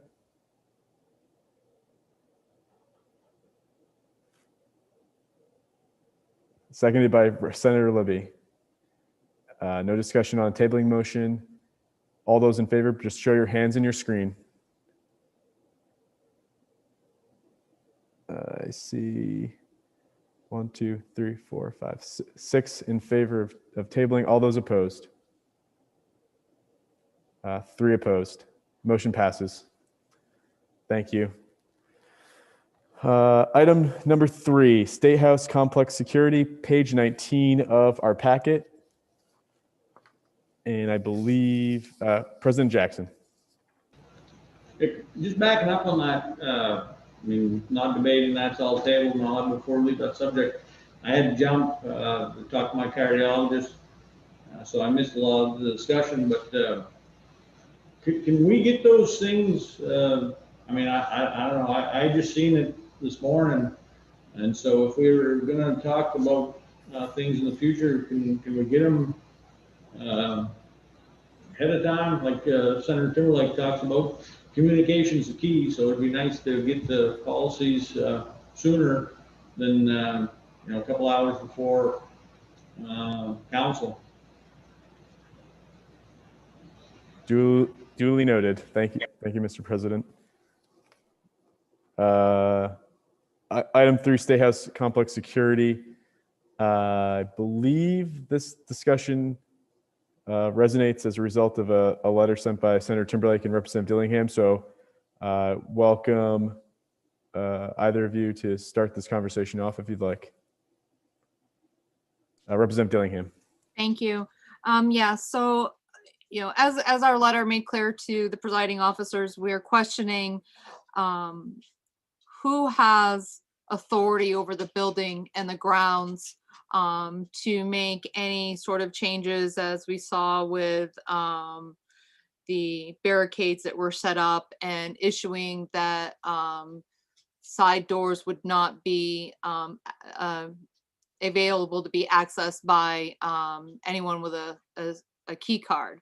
And it comes from certainly our experience of sitting on the facilities committee that normally anything like that, just even Senator Libby just suggested that when you're talking about a policy about allowing people in the building should go before the facilities committee, then I would have thought that all of those decisions would have been in front of the facilities committee. And so I'm just concerned about if there was overstep or missteps, and that we clarify that that doesn't happen in the future when it comes to the building that falls under this council. Thank you, Representative Dillingham.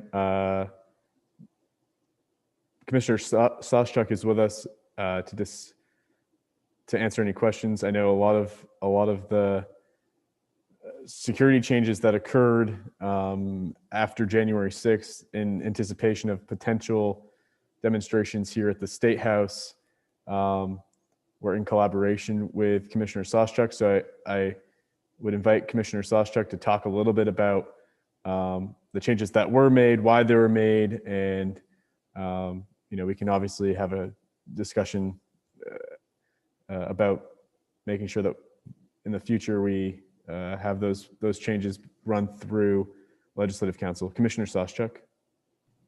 Welcome. Thank you very much, Mr. Speaker. Appreciate that, Mr. President and members of the Ledge Council. It's good to see everybody. You had a heavy day already, so thanks for hanging in there. Thanks for the work that you do. I certainly appreciate the letter that was referenced earlier from Senator Timberlake and Representative Dillingham. I can kind of walk you through a little bit about how we got where we're at and discuss some of those changes. Lieutenant Elliott is on the call with us, and I'm not asking him to wade in on these style issues, but I certainly have Bob's experience in case there's littler things that I'm unfamiliar with and his 32 years can speak to. But so for a little bit of a walkthrough, so we have obviously what happens in DC on January 6th, which is that Wednesday. We are reviewing everything that we have in the state of Maine, which means the MIAC, all of our federal partners, and we're trying to determine, like every other state capital and state facility, whether or not we have an immediate safety concern here in our backyard or not. I think at that time, there were far more questions than answers. Some of those questions remain. But we looked at that next day, that morning of the 7th, that Thursday, very similar to how we would review a situation out in the community at a school, as an example, that there was some kind of an issue, a security related. And when kids get off the bus, we want them to see their favorite guidance counselor. We want them to see a principal. We want them to see, from my perspective, police officers, if they have good relationships with their kids. It's a very community policing 101 style approach. And we thought that that was a good approach for the 6th and into that next weekend. We knew we were going to have a lot of staff And I believe legislators that would be concerned for their safety, kind of again, those unknowns. So what we did is we implemented some new protocols to say that there was now a uniformed police officer and a screener in the second floor lobby of the Cross Building, as an example. So as people are entering the building, that they would see somebody that they could interact with. They knew that there was, in fact, a change. And then on the State House side of the building, or the complex rather, we wanted to move a police officer and a screener from that inner area on that west side door, that's the public access door, and move them out closer to that outer location, which means that there's that little area between the exterior doors, and then there's an inner door, and then you walk in towards the screening station. And we wanted to make those individuals more visible, for one. And from my perspective on the security side of the house, it's far easier to keep people out than it is to remove them once they're in. So that brought them out farther towards the perimeter of the building. And we thought that that was a good option as well. At that point, my understanding is that Chief Govan had also sent that information along to Ms. Gresser to be distributed on the State House side, while Mr. Black is the building control point of contact for us on the Cross Building side. And we were in contact with folks to send that information out at that point. So we went through that weekend, and again, we're constantly looking at information. Virtually right after the 6th, we start hearing a lot of national chatter about the 17th and the 20th, and the 17th being an armed protest, a national armed protest with a focus on DC, as well as every state capital around the country.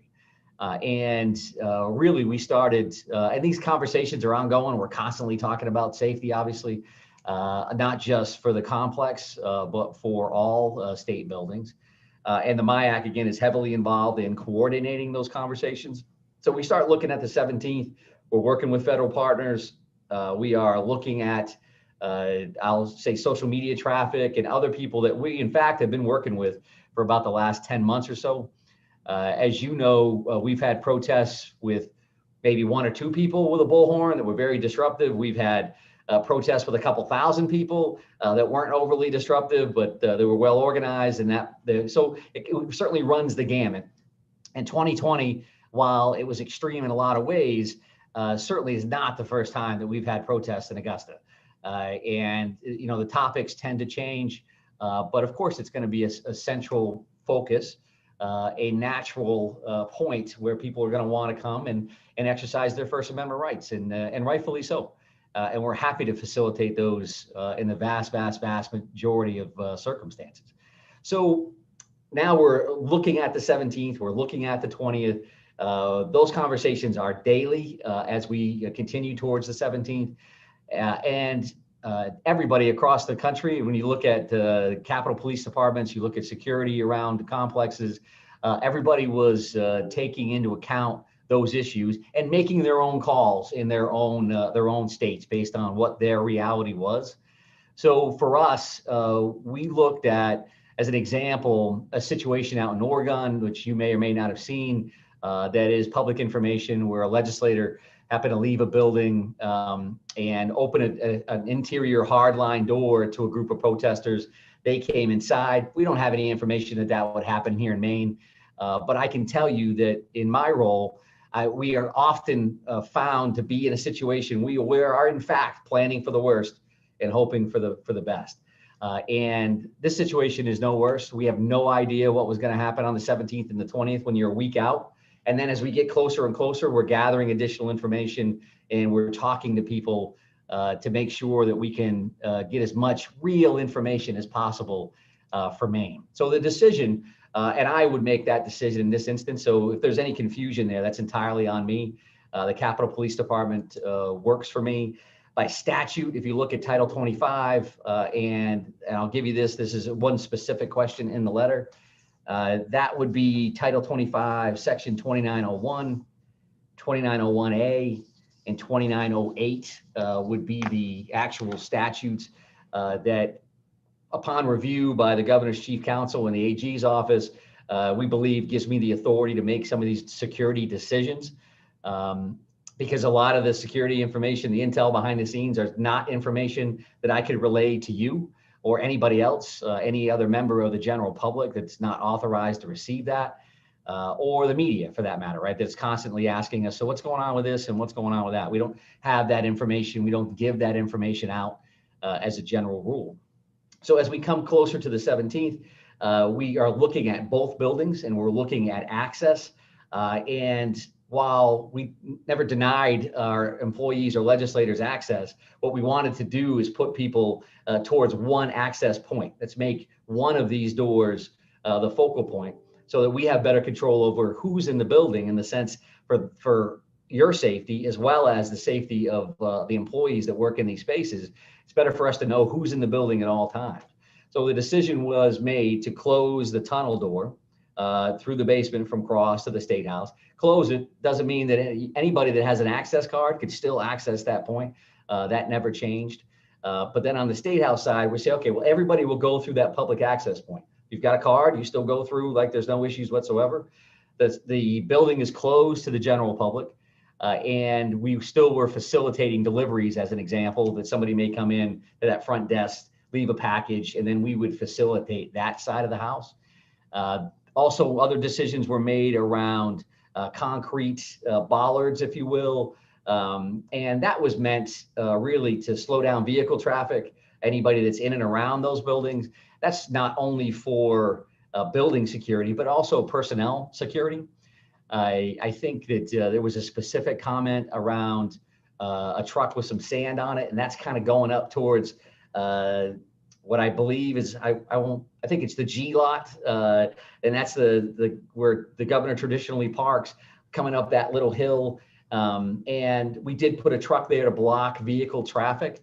And unfortunately, I would tell you in years past, in another community where I was worked in law enforcement, that that somebody would make that recommendation, probably 6-7 years ago, and say we should block the road so that vehicles can't get up to the Eastern Promenade on July 4th, because that's a security concern and we should lock that whole place down. And I said no. And I said no for a couple of years, until unfortunately we saw some of those incidents around the world where that was a concern. And that was a concern, again, not just for buildings and for property safety, but for pedestrians and individuals that happen to work, live, and enjoy their particular area. So that was also added as an additional component to that. I do know that through the weekend, we did have a couple of legislators that had a hard time getting in that west end door. And that is something that the Capitol Police work routinely with building control around. And we still need to do more work with that, to say the least. So that's kind of walks us through the 17th. We had a very strong plan with a lot of great partners there. As you may remember, I'm sure you remember, the governor also authorized the National Guard to be deployed with us, kind of in that standby mode. So they were an option. And then we had little activity on the 17th, and then we had the 20th. And we rolled out a very similar plan.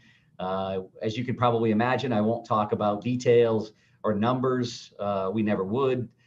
And we had a similar plan for the 20th that also went very smooth. We did, behind the scenes, smooth out some issues that we saw along the way. And the 20th was even more solid.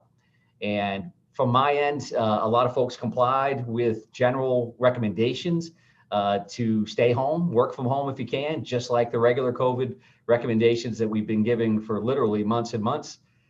So then we worked through the 20th, and that was successful from my perspective.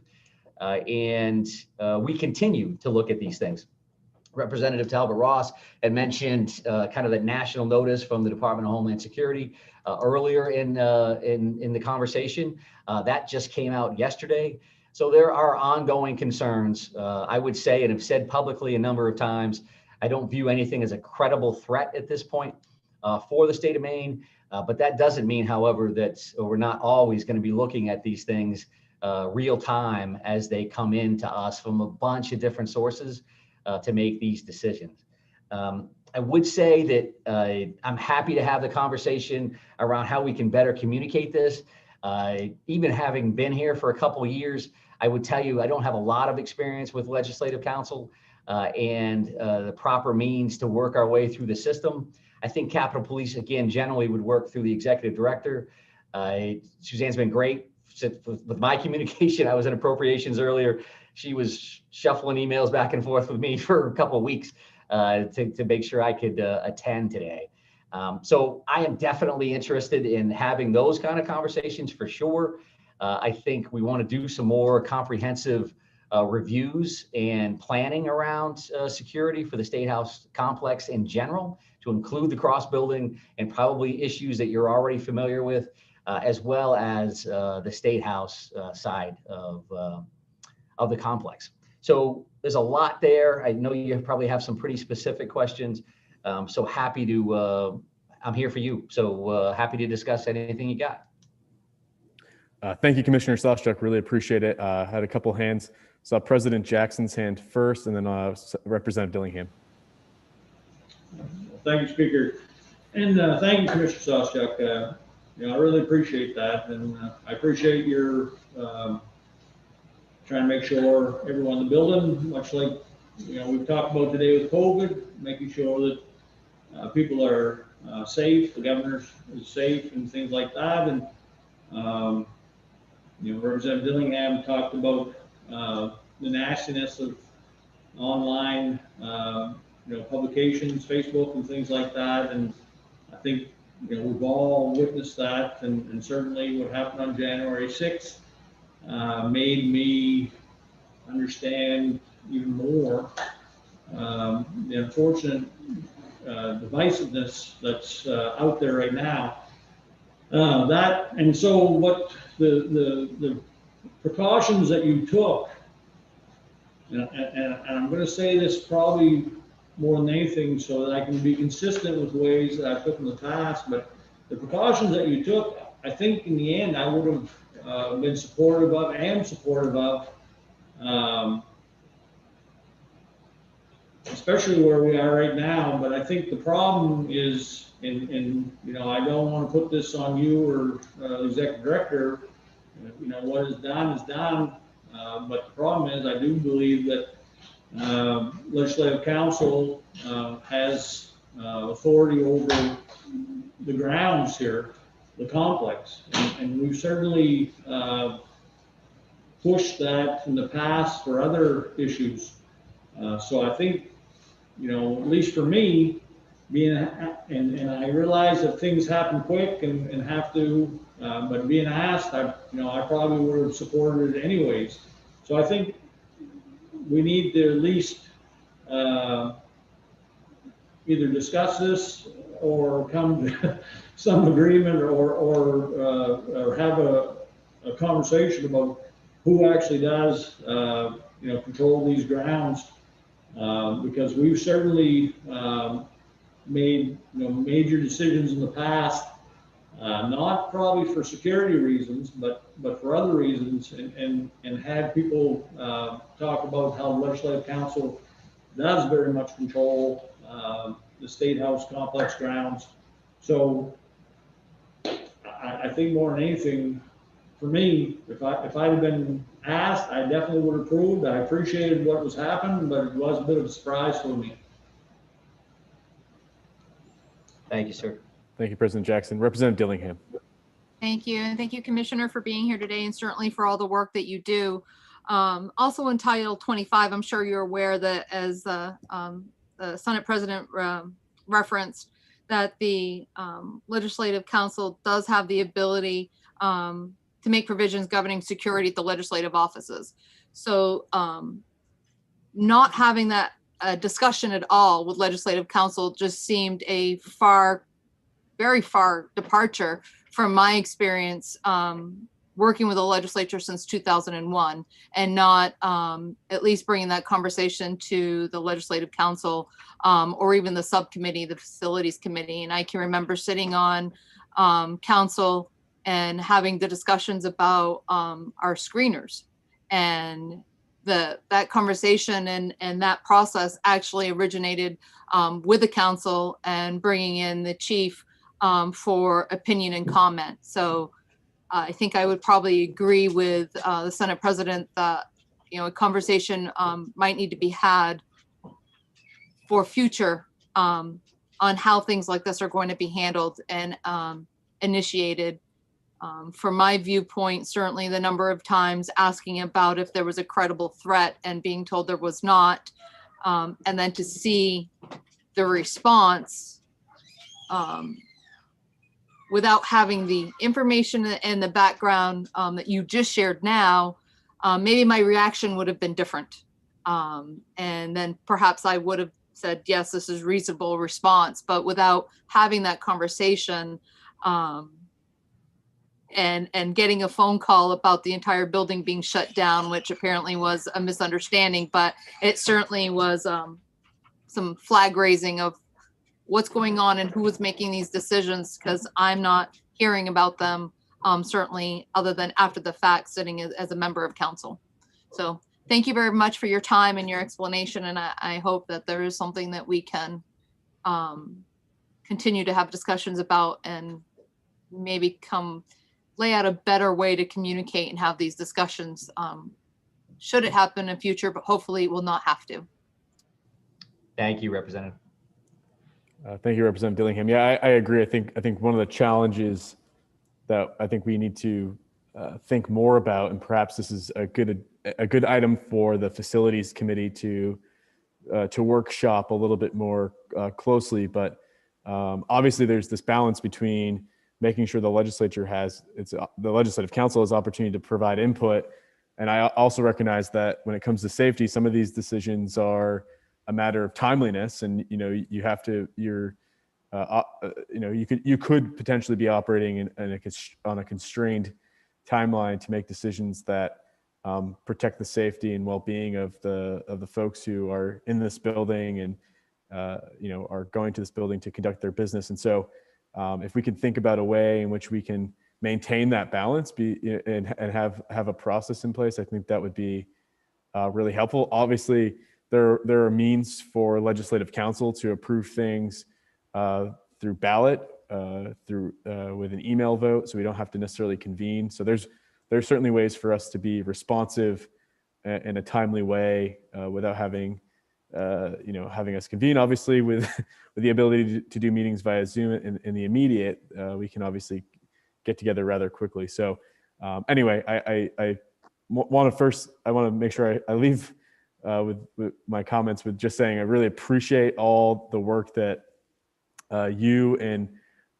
those that you've collaborated with over the last couple of weeks to make sure that we were ready in anticipation of something potentially happening here at the State House. I know obviously the developments from January 6th forward, I'm sure happened rather quickly, and there's probably a lot of different information coming forward based on the fact that you have this, blanket statement that all 50 capitals are being targeted and not really sure what would materialize. So we just really appreciate the responsiveness, the thoughtfulness about making sure that we kept our facility safe and those who work here safe. And I'm glad nothing came of it, but we have to be vigilant always. And I really appreciate all the work that you guys have done. So thank you.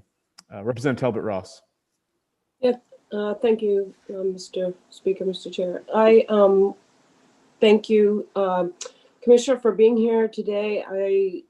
As a member of the Facilities Subcommittee for the Legislative Council, I am concerned that we were not involved in many of these conversations as well.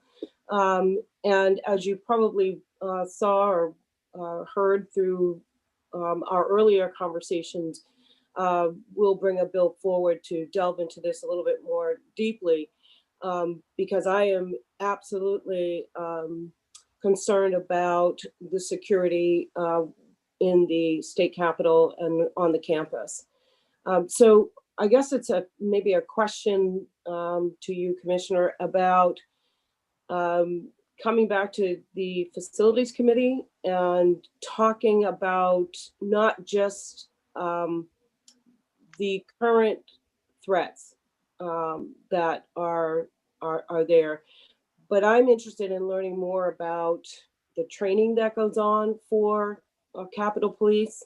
I'm also interested in your efforts to diversify the Capitol Police force and policies that relate to securing specifically the cross building. So I'm really hoping that could be scheduled soon, and you will be able to come back and talk about all of those pieces specifically.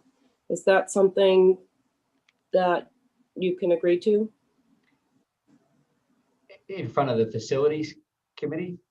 Yes, the There was facilities. obviously some things they were very specific to facilities, and then others that may not be. As far as me not being overly familiar with Ledge Council, if there's a conversation you'd like to have reference to Capitol Police overall, and if there's a place that fits, then I'm always happy to have that conversation for sure. And then on top of that, you mentioned security planning and some things that were very specific to property and how we would work through that. I think that seems like a natural fit for facilities, but I'm very open to options here, so we can continue the conversation. Thank you. I think there's a lot of concern about all of those different pieces and probably more. So between facilities subcommittee and the legislative process for the bill, I'm sure we'll be in good touch around all of these issues. So thank you. Sure, thank you. Any other questions for Commissioner Sawchuk?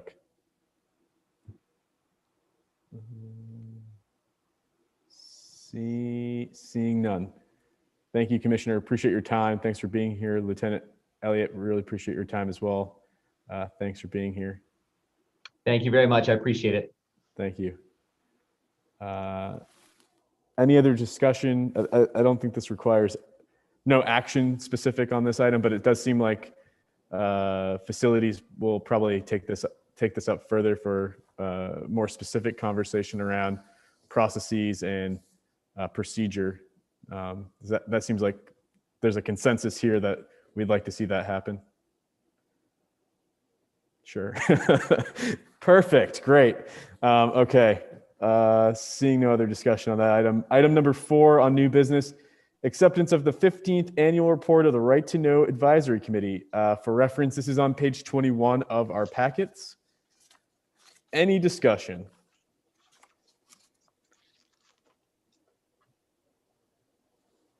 Seeing no discussion. I think Representative Talbot Ross's hand was up for the previous. Yep.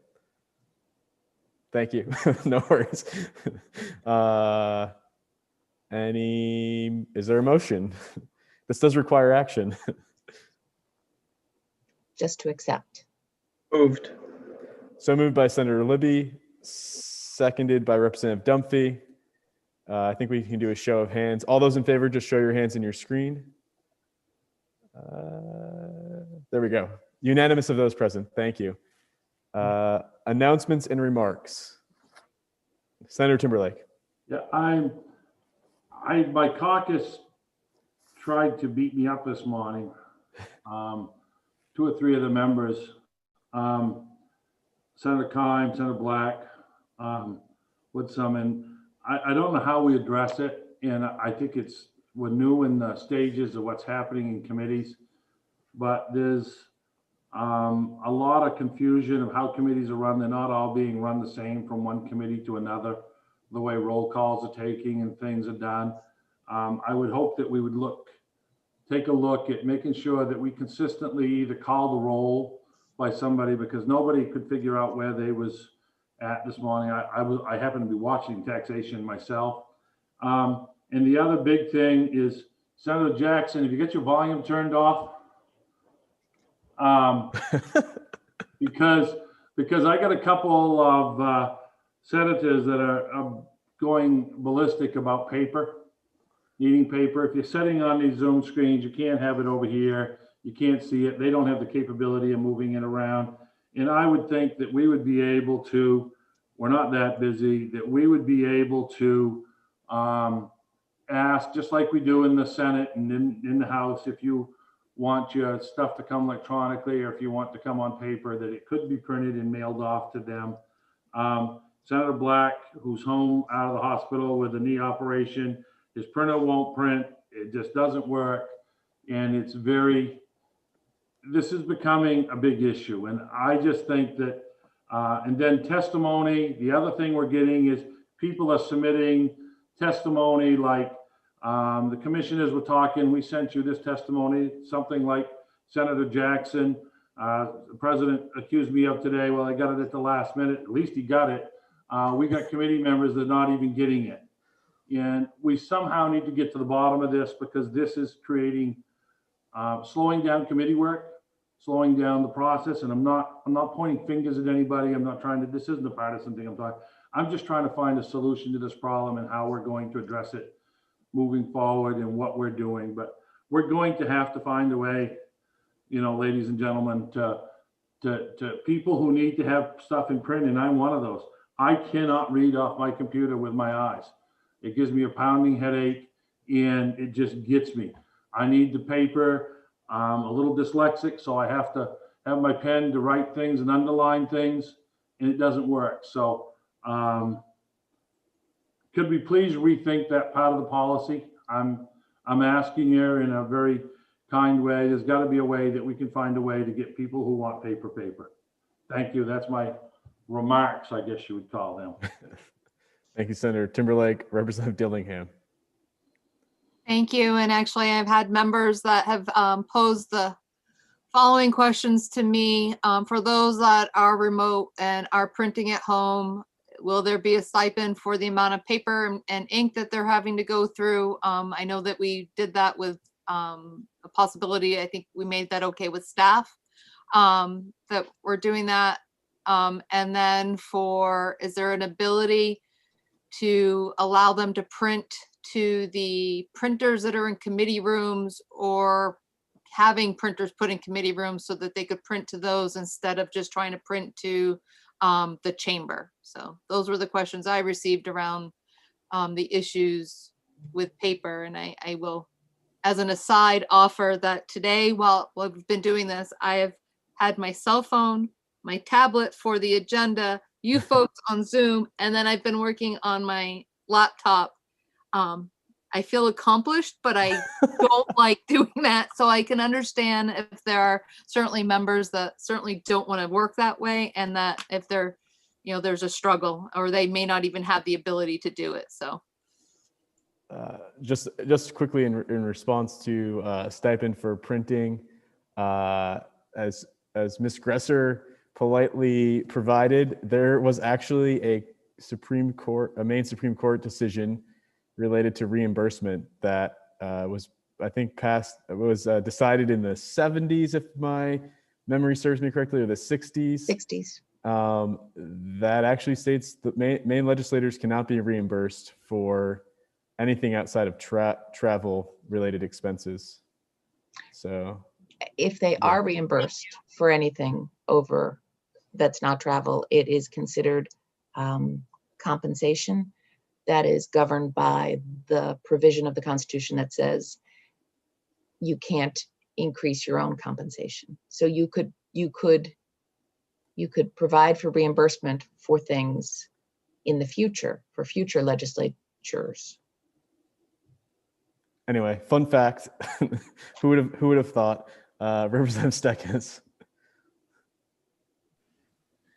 Thank you. I've also had multiple conversations with members requesting paper copies, and prior to this year, as we were in committee, we had those copies printed and on our desk and in preparation for the committee meetings. And currently there are some clerks that are actually printing copies for themselves. Do you think we could relatively quickly, for the members who are actually in the building and participating in either in the committee room or in a separate room, to actually have printed copies available to them? I think that would be a quick solution, a partial solution, but pretty quickly accomplished. And I would LIO, Casey's not here, but we can definitely circle back on that. But in the House Majority Office, for example, we've set up a process where our members know that there's a day of the week in which we'll have staff available to do printing for them. So, you know, there's ways to manufacture resolutions to this, but you know, I think the challenge was communicated from LIO and the clerks about what this would mean to the clerks and the work that they're already doing. But Senator Timberlake, on mute.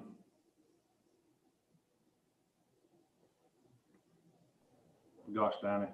I think Ms. Gressler brings up the point of why we should be doing it, because, you know, they say that we can't do it, we can't reimburse these people. And, you know, we don't have a lot of staff in our office, and the time, it doesn't make sense to me. And you can't do it just once a day, because this information comes in daily into these meetings, hourly before these meetings start, or why they're going on. And I really believe, and I hope and I don't know if I got to put that through as a motion or what we do, of how we do it and who has control. I really don't know, but I'm asking people for help here. We got legislators who are having a hard time doing their job because they're not like Representative Dillingham, who can run 3 computers at once. Hell, I have a hard time turning on the one on my desk. Say nothing about run 2 more. You know, this is something that's more serious than some of you young folks understand. You know, this is frustrating. You know, this isn't something that we really that costs a lot of money. We just got to say, you know, help these people out who are asking for help. So, Ms. Gressler, do you think we can circle back with LIO in the near future? Yes, we can. Yes, we Okay. can. Thank you. Representative Dillingham. Thank you. I certainly understand the position from LIO. They're concerned about printing in the moment. So when they are running a public hearing, that yes, that would be difficult for them to try to print and step away. I think that's not the situation I'm hearing from members. I think what I'm hearing from members is if they could have it available to them beforehand, so they would be printing.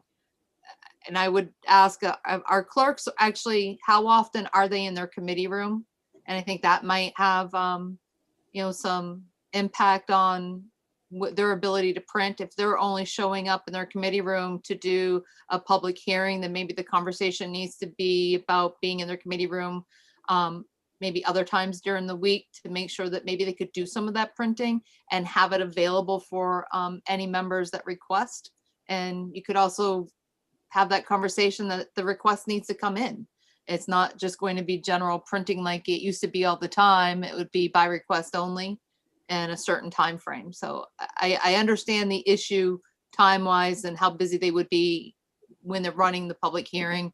But I think that the conversation that I'm hearing from my members is prior to the public hearing.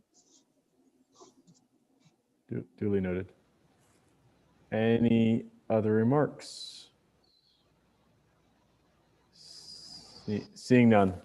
Motion to adjourn. Moved by Senator Timberlake. Second. Seconded by Representative Stekis. I'll take thumbs up as a second. All those in favor, just show your hands. Unanimous of those present. Thank you. Appreciate it. We'll see you all later. Thank you.